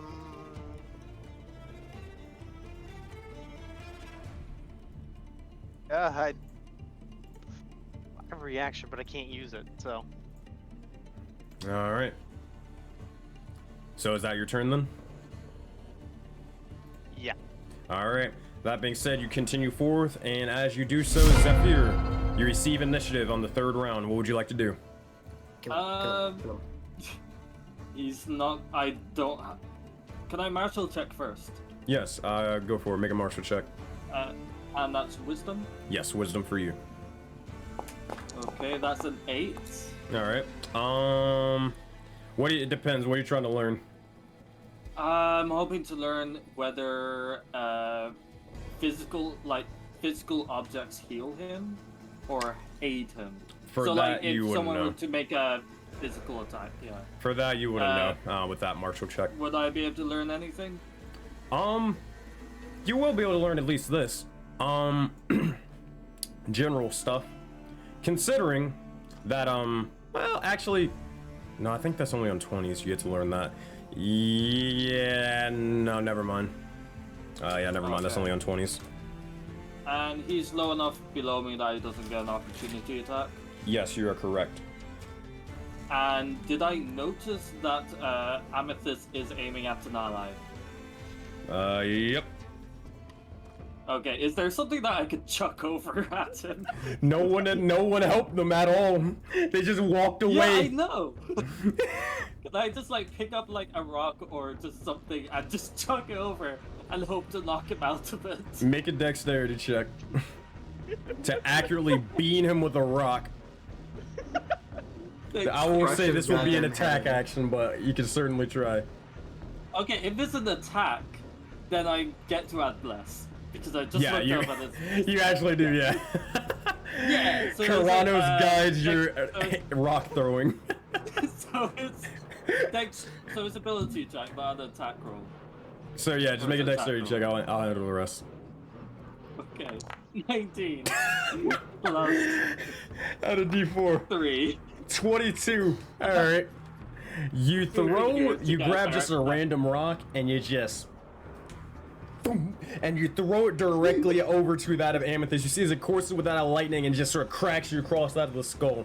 All right, Amethyst, you take 2 points of damage, but you sort of shake awake and then you have your crossbow out. You don't even remember getting it out, and you look forward and all your allies are off to the other side. You're now freed from that of the charming effect. I just move over here, and that's the end of my turn. You see as Amethyst, you just see as Zephyr just throws a rock at your face. It just cracks into you and then just walks off. All right, that is your turn. Amethyst, what are you doing? So I still have my crossbow and I'm still aiming at like Mira and I'm like, no, now's not the time. Maybe later. And then You overhear that real quick, by the way? No, you really don't. No. And then I'm just going to whoop. Oh man, you dash forward and continue on. Yeah, just All fucking right. going. Easy enough. That being said, You hit me one more fucking time. Hey, you were fucking losing it! Better than hitting another friend. That really hurt. I am a salamander. We don't have very strong bones. Yes, yes. You're fired. Do you have bones? Well, shut up. And that's the turn. Alright, that being said, Ingot, you receive initiative when you see your allies are charging forth off to the other side of the bridge. What are you doing? Because the creature, I'm assuming, is taller than 5 feet. Yes. Does the 10 feet range count? Yeah, Poison like... sprays. Okay. Well, considering a creature is taller than 5 feet. Oh, I see what you mean from the earlier thing. Yeah, actually, yeah, you are right. Here, we're gonna, redact that here. I'm gonna make the, here, roll a d12 for me. You would have technically been able to hit him without having to go on the edge. Now I'm thinking about it. I believe that's a Constitution saving throw. I did. It doesn't matter. It rolled a natural 20. It's saves. Okay, but now it is your turn. So if you want to do it again, you can try to do so. Yes, I was just gonna poison spray it. Not bad, not bad. You begin to put that of your hands out and unleash that of a poison spray towards it. However, you see as the creature begins to take that of these sort of noxious fumes and gases, it's able to succeed and continue forth. No effect. Alright, I'm just gonna then walk back over here and I think that's all I can do. All right, that being said, if that is your turn, Gibbering Mouther. That is. Well, the creature at this point, it kind of can't really get up there. It never really could. So, that being said, unless there's a way, nope, it's stupid. At this moment in time, you see as it begins to use this action, to dash, and it seems to be heading towards this direction. Oh wait, hold on. You see it's heading over towards this direction over here. I don't know why it keeps making templates, but yeah. And with that, just fuck it with magic. that being said, or the party, you have a choice. Do you continue, or do you wish to continue fighting this creature? You have the choice now. At this point, is you now have the upper hand. Do you wish to continue, or do you wish to continue forth and leaving it to be? I'm going to continuously just spray poison all over this thing. Yeah, I until it think I dies. want to kill this thing. Yeah, Alright. it only has 10 movement, so it can't go Wait, very interrupted. far. It pissed me off when I was trying to get my rock, and now I'm very, very angry because I don't have my rock. Easy enough. I think we- That being said, now, Navarro, as you. Oh wait, hold on. Fuck, this wasn't revealed for earlier. Are the other ones? Shit. This one would have got consumed, so no, you can't get any loot from here. This one is still alive. Okay. So that being said, What do you mean alive? Oh, you know what I mean. That being said, you do look over towards this other individual, and as discovered before by that of Navarro, if this individual gets you that of the skeleton, it will grow another size category. So, need to hurry up and deal with it. That being said, Gibbering Mouther's turn is up, because that's all it can do is an action to dash. Navarro, you receive initiative, and Myra, you're on deck. What would you like to do, Navarro? This is underneath over the these bridge, other- so you can't really see it at the moment. You can see like It's not. It's okay. yeah, you gotta move I'm up a little gonna. These other crates that are like around me. bit. Mm-hmm. Do they look like the one that the other crate was? Quick- They look like the other crate. Looking at quick glances, nah, not really. They seem to have stuff in it, but nothing like like labeled as blasting powder or anything like that. From a quick glance. Hmm. I'm going to go over to like this kind of view, and am I still able to not see it, or? It is so there is a bridge right now, like the one that you walked over. It is completely underneath the bridge at the moment. You only way you'd probably be able to see it if you're like right beside it, like over here, or like and looking down, like underneath, sort of deal. But that's pretty much it. You could also try to just break the bridge itself, but I don't think you really have a. I mean, unless I'm wrong, I don't think you have a powerful enough magic to do so, unless you get a little Well, creative with it. Firebolt can ignite things. It So it can. would eventually break, but not, you know. I'm gonna go up closer. If my original position was here, I can move to around here, and I'll be able to see it from here, right? You kind of get to lean forward. I'll give it to you. You kind of got to get prone to do it, but and cast spells that way if you want to do something like that. But yeah, I'll allow it. With no other option, I kind of get on my knees and like very, very badly because my he just can barely support his own weight with his own hands. You see him like, oh, like he's trying to do a push-up almost, and holding on to his spellcasting focus, he points his finger again, and is going to cast Firebolt. All right. At the so click it on that, target it, and then Firebolt, standard roll. Let's see what you got. Unleash the spell. Make sure to hit the attack button. Ah, sorry, you're right. Yeah, I don't know why it does that. Not entirely sure. Oh, it freaking bounced off. It was a 17. I saw that. Son of a bitch. All right, Can you I begin use, to. knowledge. Oh, good. Am I able to use knowledge of a past life on attack rolls? I don't think so. Let me check. I don't think so. I think it's only ch- skill checks. Yeah, it's only ability checks. Yeah. No attack rolls. And Okay. you're not blessed. No, you're not blessed. But that. Oh wait, I'm stupid. It doesn't matter. A 10 hits.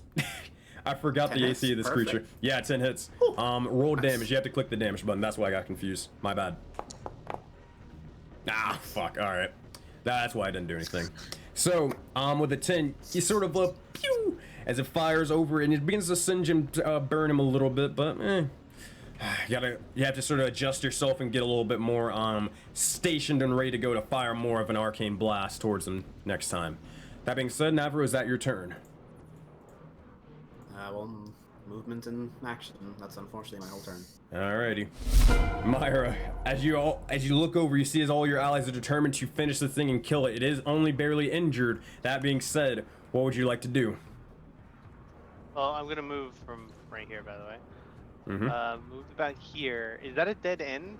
What I'm saying? From what you can tell, it seems to be a dead end. But you also look over and you can see that there are these strange sort of holes like in that of the wall. It's kind of like, I guess no better way to sort of put it, kind of like honeycombs and stuff, like where you can, there's little pockets in the holes and stuff that you could, something could seep through. Oh. I should have blown that up. Does dropping down count as movement, or It would like count as 15 feet of movement. or Well, if you just want to like straight up just free fall, no, it wouldn't. But if you want to like slide down safely, yeah, it would count as movement. how far can it move?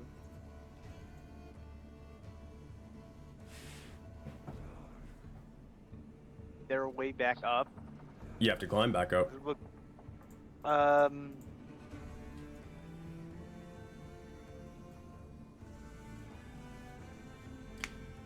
You want to risky. try collapse the bridge? You know what? That's not a bad idea. I see Finn's Oh, like, come- fuck yeah, let's do it. I can see it in his head. Okay, what do I got here? I'm just thinking the floor thing. Remember, Karam? In our old game. How sturdy does this bridge look? Not really sturdy. I mean, sturdy enough, like it has a little bit of support underneath it to probably have a minecart go across it, but considering the fact that it just nearly got exploded, like from a giant TNT blast, it's on its last leg. But it is standing at the Can I least. throw my U-claw at whatever's holding it up. You can, Attempt to drop it. you can, but you gotta make a dexterity check. The DC is gonna be slightly high, but you can certainly try. Oh boy, high risk, high reward, my friend. Are you gonna try it? Do I still have bless? You do Yeah, have bless, you're so you do get to add it on top of that. I do get to add it, or I don't? You do get to add it because it's technically an attack roll. And I think you cool. I think it has you can just straight up throw it, right? Yeah, you can it's just a ranged straight weapon. up throw it. So yeah, it's not even like no. You can just make an attack roll on top of that. So yeah, if you want to, you can make an attack roll to break it. Do you want to do that? Yeah. All right. So for the sake of it, I so gotta target something. yeah, just target the mouth or whatever. And I'll undo it. All right, let's see what you got. You're looking for a high attack or a high attack roll number. 12, add a d4. D4. 13. Alrighty. So, as you begin to grab that of your cool one, I will never understand how the fuck to pronounce that name. One day. Neither will I. One day. But you grab that of your weapon and you begin to almost lean back and chuck it directly towards out of this small pillar that's slowly being singed away by that of fire. And as you do, you see as it soars forward and connects just barely as you beat the DC of 12. As it crashes into it, you see as the entire bridge begins to collapse down and onto that of the creature. That being said, oh boy, who's the closest towards it? Oh gosh, I gotta I'm look the at... closest. Alright, I need you. Oh no. Hold on, I need to roll a d20. Hey Navra, high or low? As in it's going to be high or it's going to be low? Which one? Just pick a number. Like high or low? High. High? Alright, you want to see high. Yes. God damn it, why do you do everything you pick go the Every opposite time way? it just does the opposite entirely. What And the it's not even like just the opposite. It's the like The critical opposite. logical conclusion. Alright. Okay. Huh. Now we're in the... Now Choose we're the in... opposite of whatever he chooses from now on. I don't fucking know, man. All right, well, we're in like what we like to call the thick of it. So here's what happens. Oh boy, I need each and every one of you to make dexterity saving throws, specifically Ingot, that of Myra, and that of Navro. Zephyr, you are right outside of the area of it being, or you could be in collapse with it. You're on stone, so no dexterity saving throws, Zephyr. Throws? You click on, you click on dexterity, and then you'll hit. You hit on the dexterity word, and then yeah, bless gets added as well. I'm not making a dexterity. How many save times throw. can you use bless? It lasts as for long as 1 you- minute. It's concentration. Yeah. Oh, okay. So then that's yeah, 10 I'll rounds? have- 20. I got 20. 20, nice. All right. And then Myra with a 20, nice. All right, Navro, bring us home. Okay. Dexterity saving throw. Oh, yeah, dexterity saving throw. Nice. I have not made a single come roll. on, it was almost 50. God damn it! Alright, you guys see as, well, first off, Myra and that of Ingot, you guys do begin to slowly tumble forth into that of the chasm but down below. Same with you, Ingot. Navro, you immediately tumble down, and as you do, you will take a little bit of blood or falling damage. It's only a d6. But, problem is, Only a d6. only a d6. The thing I could is, kill him, man. they could I kill could you. kill him. Wait, hold on. Is your HP adjusted? Hold on. You took damage from earlier, right? Or am I crazy? No, that was I had 5 HP. yeah, you had 5 HP. That's okay. That's what I thought. All right. Well, I take 4 damage. Right. no. You guys don't take any damage. You guys don't take any damage. You succeeded on your dexterity saving throw. All right. That being said, I wish you the best of luck, Navro. Do I still have movement? Hey, there you No go. rolls for days. You take 1 point of damage. All right. Only low rolls. See, this is why I love level 1. It's just that 1 point of damage. It's like, oh shit, I'm nearly dead, man. That being said, you tumble forward, you are prone, so we'll have to figure out how you're doing that, or how you're getting out of this one soon. But that being said, alright. Do I Oh still have my god. movement or bonus action? You still have your movement and bonus action, so if you wanted to... Oh wait, hold on. First, before we do anything, we gotta roll it to see how much damage this guy takes. My bad. Almost robbed you out of your Please, stuff. like an infinite. Be weak to wood. Be weak to wood. Well, we'll find out. That's not bad. We take that. 12 points of damage to the creature. He is badly injured as you see all the debris begins to fall onto him, and you see as he is almost trapped underneath it.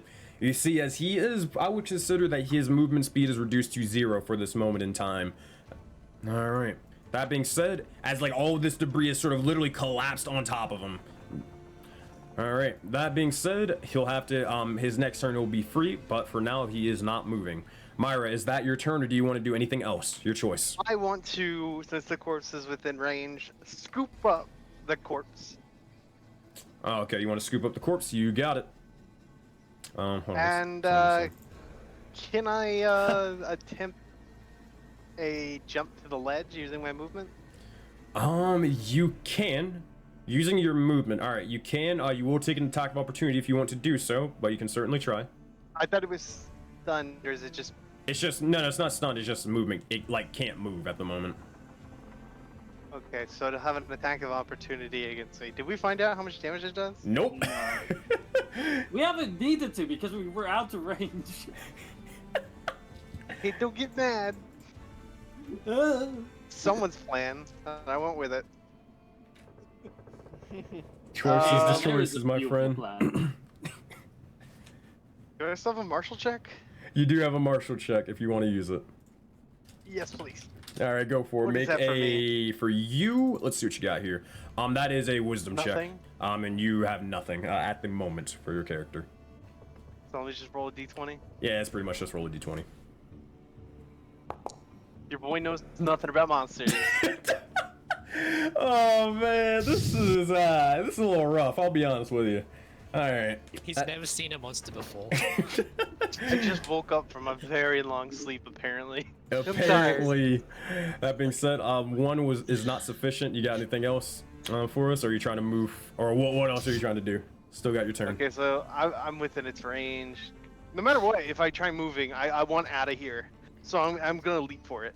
I'm going to attempt the leap of faith. All right, let's roll the dice. All right, Myra, as you try to grab the skeleton, you immediately are trying to, oh god, okay, you're gonna need to make an athletics check after this, but you're trying to climb forward. This is not too hard, you're not having to like genuinely climb, but you're moving forward and trying to get to this sort of platform, and as you do, you see as the creature immediately with one of its many mouths tries to bite down onto your form and prevent you from leaving. That being said, oh boy, I wish you so much luck. Oh god. This is the first attack roll it's ever making. Yep, yes it is. Maybe It's going to use its bite. Oh boy, and I think it has multi-attack. Oh god. That is an 11. I believe that 11 misses. does not hit.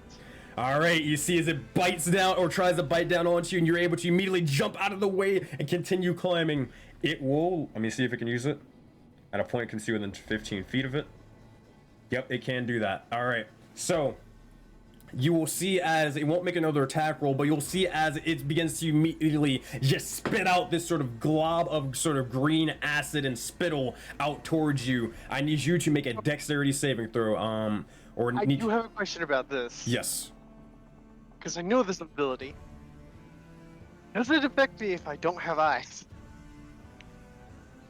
Yes, it does. Okay. Hold up. You got blessed. Yeah, because you got to see from somewhere, and you kind of It's have just to. covering my visor. Yeah, you kind of have to see from somewhere, so it would technically. Okay, yeah. Alrighty. Yeah, I just had to ask that real quick. Fair enough. Fair It's enough. like, dude, that's gonna be so bad if it just enters the eye sockets and it's just there now. Make a dexterity saving Zero. throw. You have a D4 because you are blessed. Dexterity save, right? Yep, dexterity save. Come on, buddy. Maybe throw. 20. Oh, I That's don't even good. need D4. Nah, you don't need a D4. You're good. That being said, with that, you are able to dodge out of the way, and the creature doesn't need to make that, and you are able to just barely skid by with that of your movement. You're onto that of the edge. You're not tumbled over anymore. You are at a somewhat safe distance. Congratulations, Myra. You are Use still my alive. hand up and just celebrate. Just accomplished. You raise your hand up like All Might, just in the one pose. Alright, that being said, Zephyr, what are you doing on your turn? Round Okay. 4. My Out of these three god. crates right here, which one looks the heaviest? The heaviest. They look like crates. Whichever one looks the heaviest, whichever one looks the biggest. To Yeah, you. you'll just grab one of them and just yeet it onto the monster. Because remember, he doesn't have a weapon. I don't have a weapon. Like, this is The the only best thing I he can do is just Where's your weapon? Oh, you didn't bring one? He didn't bring a weapon. He is the Oh, I weapon. want What are you an talking about? I was thinking of making Look at those one. guns. That's funny. You could have made a weapon, but you guys just ran into combat. It's easier just to throw a crate down. It's gonna do more damage. Oh my god, I want to tell you guys so much stuff, but I can't. Alright, so Zephyr, you grab that of a crate, and you just sort of like a cartoon just hold it over his head and just drop it onto him, correct? Now I want to add some force to it. You know, it's not. Oh, you want to like just dropping yeet it. it, you want to throw that shit, alright. Spiking the fucking box. You like jump too, like you throw it in the air, jump there just to work it down. Stomp your feet a little before you do. Alright, I'll tell you Get what. the adrenaline pumping. Zephyr, do you actually like jump up and slam dunk it? Do you actually want to do it? Yeah. Make an athletics check. This will determine how much damage you do. As you Is this spike the technically an crate attack onto... roll? Well, we'll talk about it. 7. Okay. It's technically attack roll. So. Well, you're not good at improvised weapons. That's the thing. Alright. So, here's what I need you to do. So you... I need you to make a... We'll call it an unarmed strike with disadvantage. Just make an unarmed strike with disadvantage for me.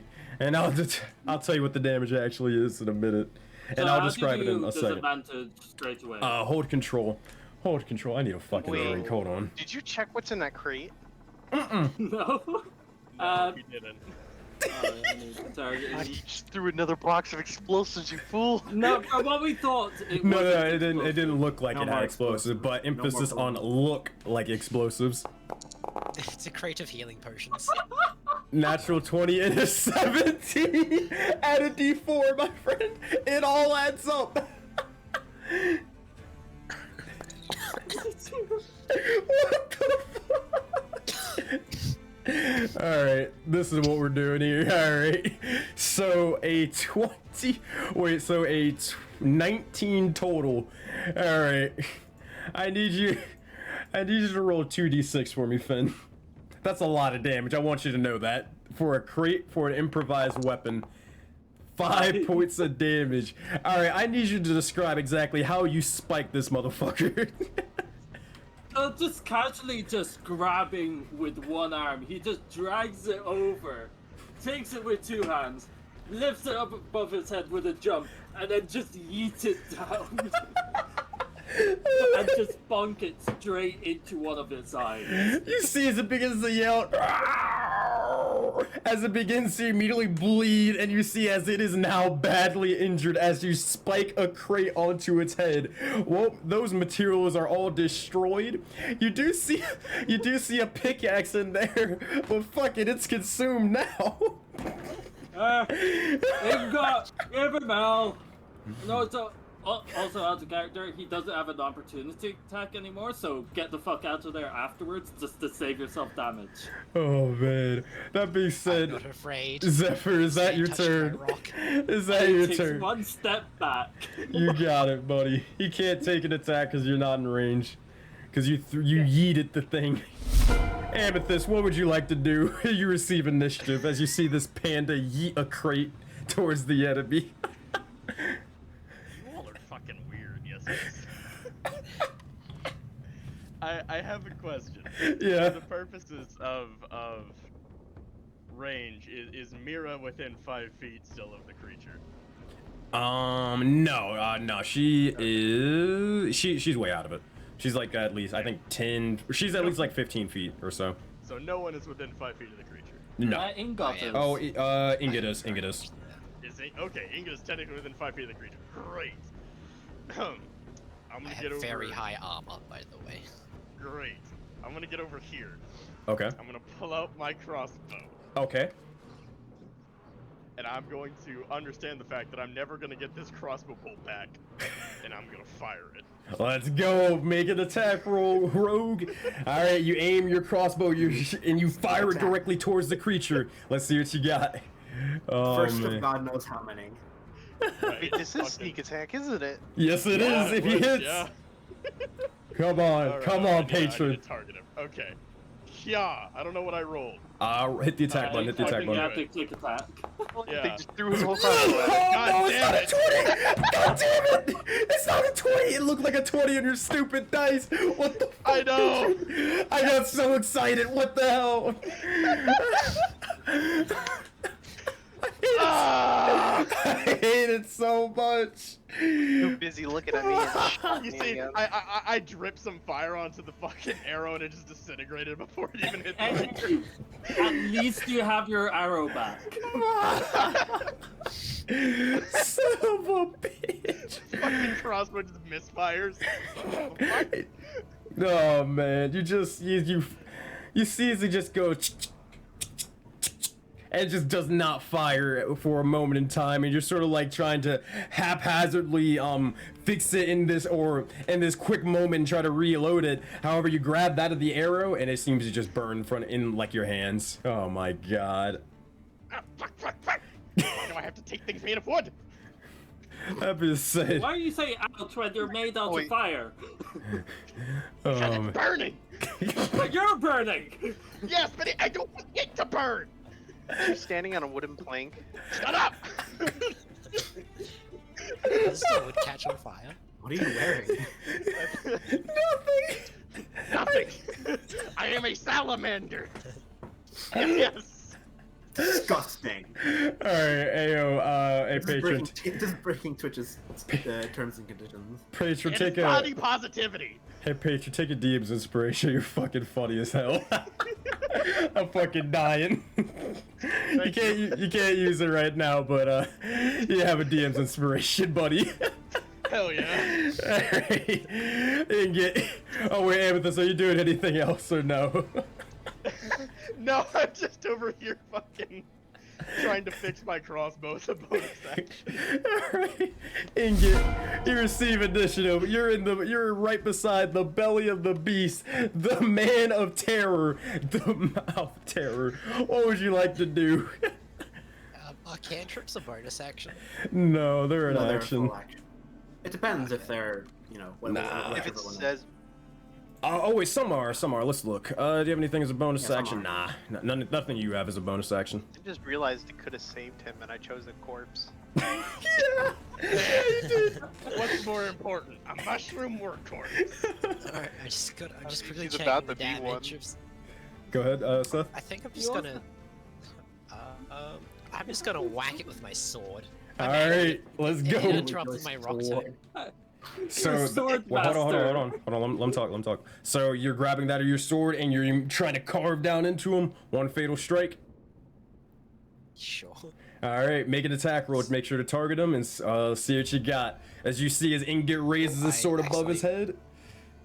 We always take the first one. A 9 actually hits. He doesn't have a high AC. 9 is his AC, and you deal 5 points of slashing damage towards him. You see bits of blood and goo begins to spill out onto that of the ground, and a hefty hit as he is now near death. That is your action. You have a bonus action and movement. Anything else for us? I don't think I have any bonus actions, do I? No, I don't. I am going to. I think you have second one, but you're pretty much full, so you don't need. It's not really. I am full. Yeah. I just sit here and I stare intently. That's it. All right.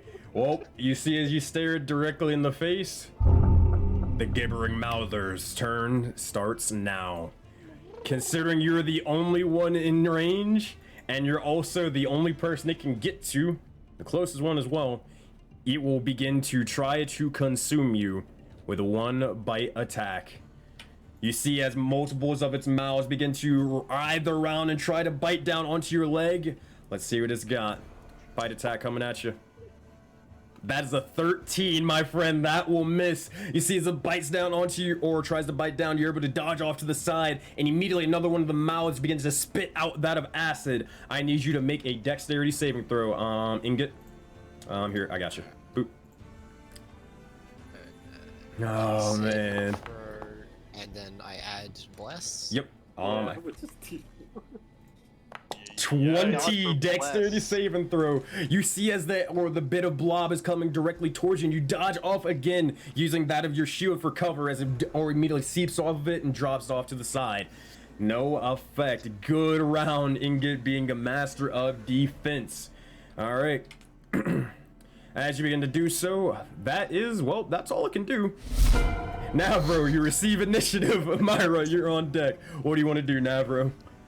Lying on the ground, like probably multiple broken ribs, just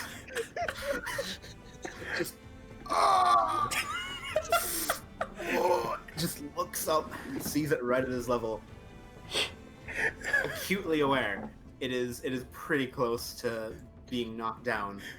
Takes out his spellcasting focus, points it, and not trusting RNGesus is going to use Magic Missile again. Yeah, that's fair. That's pretty fair. As you unleash the arcane bolts, 3 of them begin to unleash an arcane barrage towards the creature. Roll for it. 4 and damage. Damage. Oh, it's not bad. 6 points of damage total. Pew, pew, pew. All right, as it begin to do so, you see as you take out multiple eyes as the creature is barely even, this mass of itself is barely even standing. It's almost just out of a puddle of goo and sort of gore. That being said, hey, get your ass back over here. I saw you move your token. That being said, Navro, that is your action as you unleash the spell. You got anything else? I'm gonna just take my quarterstaff and try and get up, try and cough. If anything comes out, God, doesn't matter right now. And with the last of his actions, just kind of dust himself off a little. Easy enough. You are straight. Your cloak is destroyed. It is dirty, but it's still working. It's still in there. That being said, the creature is still alive and in there as well. We'll have to see if it remains that way. With Myra, as you receive initiative, what would you like to do? The creature is near death. You have a skeleton in I'm going to hand. look down at the poor creature Uh-huh. below, and I'm going to cast Toll of the Dead. However, I need you to make the save because it's not going to roll properly. All right, I gotcha. Wisdom saving throw. As the bell begins to toll, let's see if it succeeds. Saving throw. That is a 3. All right, it fails. That being said, roll a d12 for me. 7 points of damage. All right. Myra, as you begin to conjure forth that of the spell, raising your hand towards the creature, how do you want to do this? Let forth a cacophony of horrible, agonizing sounds as it knows its time nears. Basically, just drain it of all of its life from that point on. And as you do, you watch, all of you begin to watch as the creature begins to slowly be consumed and drained of all of its life energy before it begins to turn to that of a simple puddle of mass and goo. You hear one final screech as it finally dies. I let out my victory screech, which sounds like an elk, a bear, and a wolf all at once. And with that, my friends, the creature is slain. And I believe, I'll be honest with you, I think that's what we're gonna call today's session. So, like, you'll just see Zephyr with another crane. It's dead. We thought we needed a whole nother hour. I want you to know, y'all weren't supposed to fight that thing. Oh yeah. Well, we fucking did it. You fucking did. And I You will got the say, A-team here, my man. you get the If you don't want it to be fought, don't put it in our way. You have 5 characters who, on the daily when they wake up, choose violence. And you don't expect them to go and kill this thing? I see exactly where this is going. That being said, Told you, this I is want the you to. evil crew. This is the Terry evil Film crew. Part 2 Electric Boogaloo. Oh my Level 3, god. baby. I think that creature had more health than the 5 of us combined. It did. I Oh, think it absolutely. did. Help, Oh, I'm level absolutely. 5 times 5. Oh my god. Sensei, how much damage could it do? It could do 5d6 on a hit. Shit. Wait, 2d6? 5d6. 5d6? Yeah. And if you One got is hit the by it, same you for all of died. us. Every single person. Yeah. That's why it was like, do I risk it for the dumbass core? I'm not gonna. And then I was like, but if he gets it, he's gonna be harder to defeat. So I was like, yoink. Fucking give it up, everybody, for fucking the Ascent crew. Jesus Christ, these guys are a bunch of champions if I've ever seen one. At first I thought like, oh, this is absolutely a running thing. Like, we gotta run away. I And then he was like- mentioned the gunpowder, and I was like, okay, we have to now. Well, like, we have to. I knew the gave us an gunpowder option. was a thing, cause I was like, oh, they might. I had a feeling like you guys would try to do that, but I was like, oh, okay, well, they don't have any weapons. They avoided all the creatures that could give them armor, weapons, or any materials and supplies. They're fighting this thing with their fists and maybe the arcane spellcasters. There's no fucking way they're getting out of this, and they proved me wrong anyways. They Yeah, what spat in the else? face of the No, you- destiny. Before we end, can I give a U-Claw back before I forget that I threw that damn thing? Yeah, just so you don't forget, yeah. So, not only did we use explosives, we used a fucking bridge and a crate. I If was there's just one going to poison spray it non-stop till it died because I could just keep using that and I could always stay out of range forever. Oh This might be man. the most tavern brawl fight I've ever seen. God, it was That fucking doesn't take place in a tavern. Like, Honestly, things would like- have turned so differently had he shot me in the back with that crossbow. Honestly, I expected nothing less for Voden's first encounter. I genuinely didn't. I expected you guys to be freaking punching people, using the environment and all this sort of crazy shenanigans to kill the enemy and then get supplies. That was fantastic. Good job, That's everybody. just fun. Just remember, guys, And- I was the MVP. I did the most damage. Oh my god, I'm so as well- sorry, patron. So real quick. So as we're breaking down, I'm going to talk to you guys obviously after the session, all that stuff. Sorry again for all the technical issues. I will try to have them solved. Hopefully I can get them solved by tomorrow, but we'll see what happens. But yeah. None of them are your fault. Like, Yeah. it was out Yo. of all of our controls. Yo, C Team better watch out, because we are the Chaos Crew. Oh no. Speaking of which, yeah, so everybody just joining. This is the first session for Soulbound. This is essentially a 12-person, now 24-person campaign. But mainly the Soulbound groups feature that The Ascent, or that being this campaign that you just watched, and also Secrets in the Sands, which will be premiering on Sunday at 2 p.m. Eastern Time. It'll be featuring the likes of Chaotic and Writer, Max Fish, Animus, that of Synthetic Ducky, Raven. Hold on, oh god, Showcase. I gotta pull up the fucking roster and make sure I'm not forgetting anybody. Okay, hold on, let me make sure I got this right. So, Raven, that of Animus, Synthetic Ducky, Max Fish, Showcase, and Chaotic and Writer. So be sure to check that out on Sunday. And also make sure everybody in this game, like Butcher Pete and all that stuff, make sure to check that out, give them that the support, and watch over there that game and all the crazy shenanigans that they get into. Because you guys are working in unison and whatnot, so you don't have to all the time, but you probably should. You're probably going to want to watch both of the sessions and whatnot, because you never know. But yeah, I'm gonna break down stream.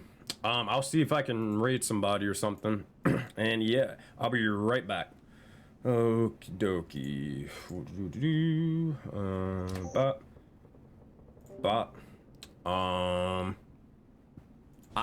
Okay, here's what I'm gonna try to do, chat. I'm gonna try to turn off my camera here, and I'm gonna try to give me 1 second. I'm trying to hold on. Don't go anywhere. I'm trying to unlock that of my webcam. I'm trying. 1 moment. Please. Alright, fuck it. We'll use this one. We'll do it live. Wait, what? Where's my webcam? Oh, here we go. Properties. Give me 2 seconds. I swear. Chat, we got this. Boom. Hey, that's me. How's it going? My lighting is fucked, but that's all right. But thank you guys so much for watching. Appreciate each and every single one of you. Thank you guys all so much, and I hope you guys enjoyed yourself. Hopefully we'll be having that of another individual joining that of the Chaos Crew for the Ascent next week and next session. If you just joined in, you don't have any idea when the next session will be. It'll be on Friday at 2 p.m. Eastern Time. So be sure to look towards that. Sorry again for the technical issues, but hey man, sometimes it'd be like that, sometimes it happens. I want it to go a little bit or a lot longer, but it happens, you know? So, that being said, I'm gonna see if we have anybody streaming at the moment. I'm gonna see if I can throw a raid towards them. No, there's no one streaming. Or there's no one on at the moment. So, I think, hold on, is there anybody just on Twitch that I just feel like raiding? I don't think there is. Any like cool friends. Oh yeah, well, let's go raid Gabe Grimoire. Yeah, let's go raid Gabe. Gabe Grimoire is a fantastic friend of ours for that of the channel and whatnot, and is also a new content creator for that of Project Aurora. So be sure to check him out and hang out with him, and all of that fun stuff. But also, real quick before we go, if you guys want to stay caught up with any of the games and anything like that, be sure to follow me on socials. Make sure to join the Discord, because anybody and everybody can play in Project Aurora, so be sure to do that. Also, we have the new merch and all that stuff, so if you ever feel like supporting me, can feel free to support me by buying merch down below. Check all of that stuff out, and yeah. Alright, raid Gabe Grimoire. Boop, there we go. Alright, thank you guys for watching, and I will see y'all next time. Bye!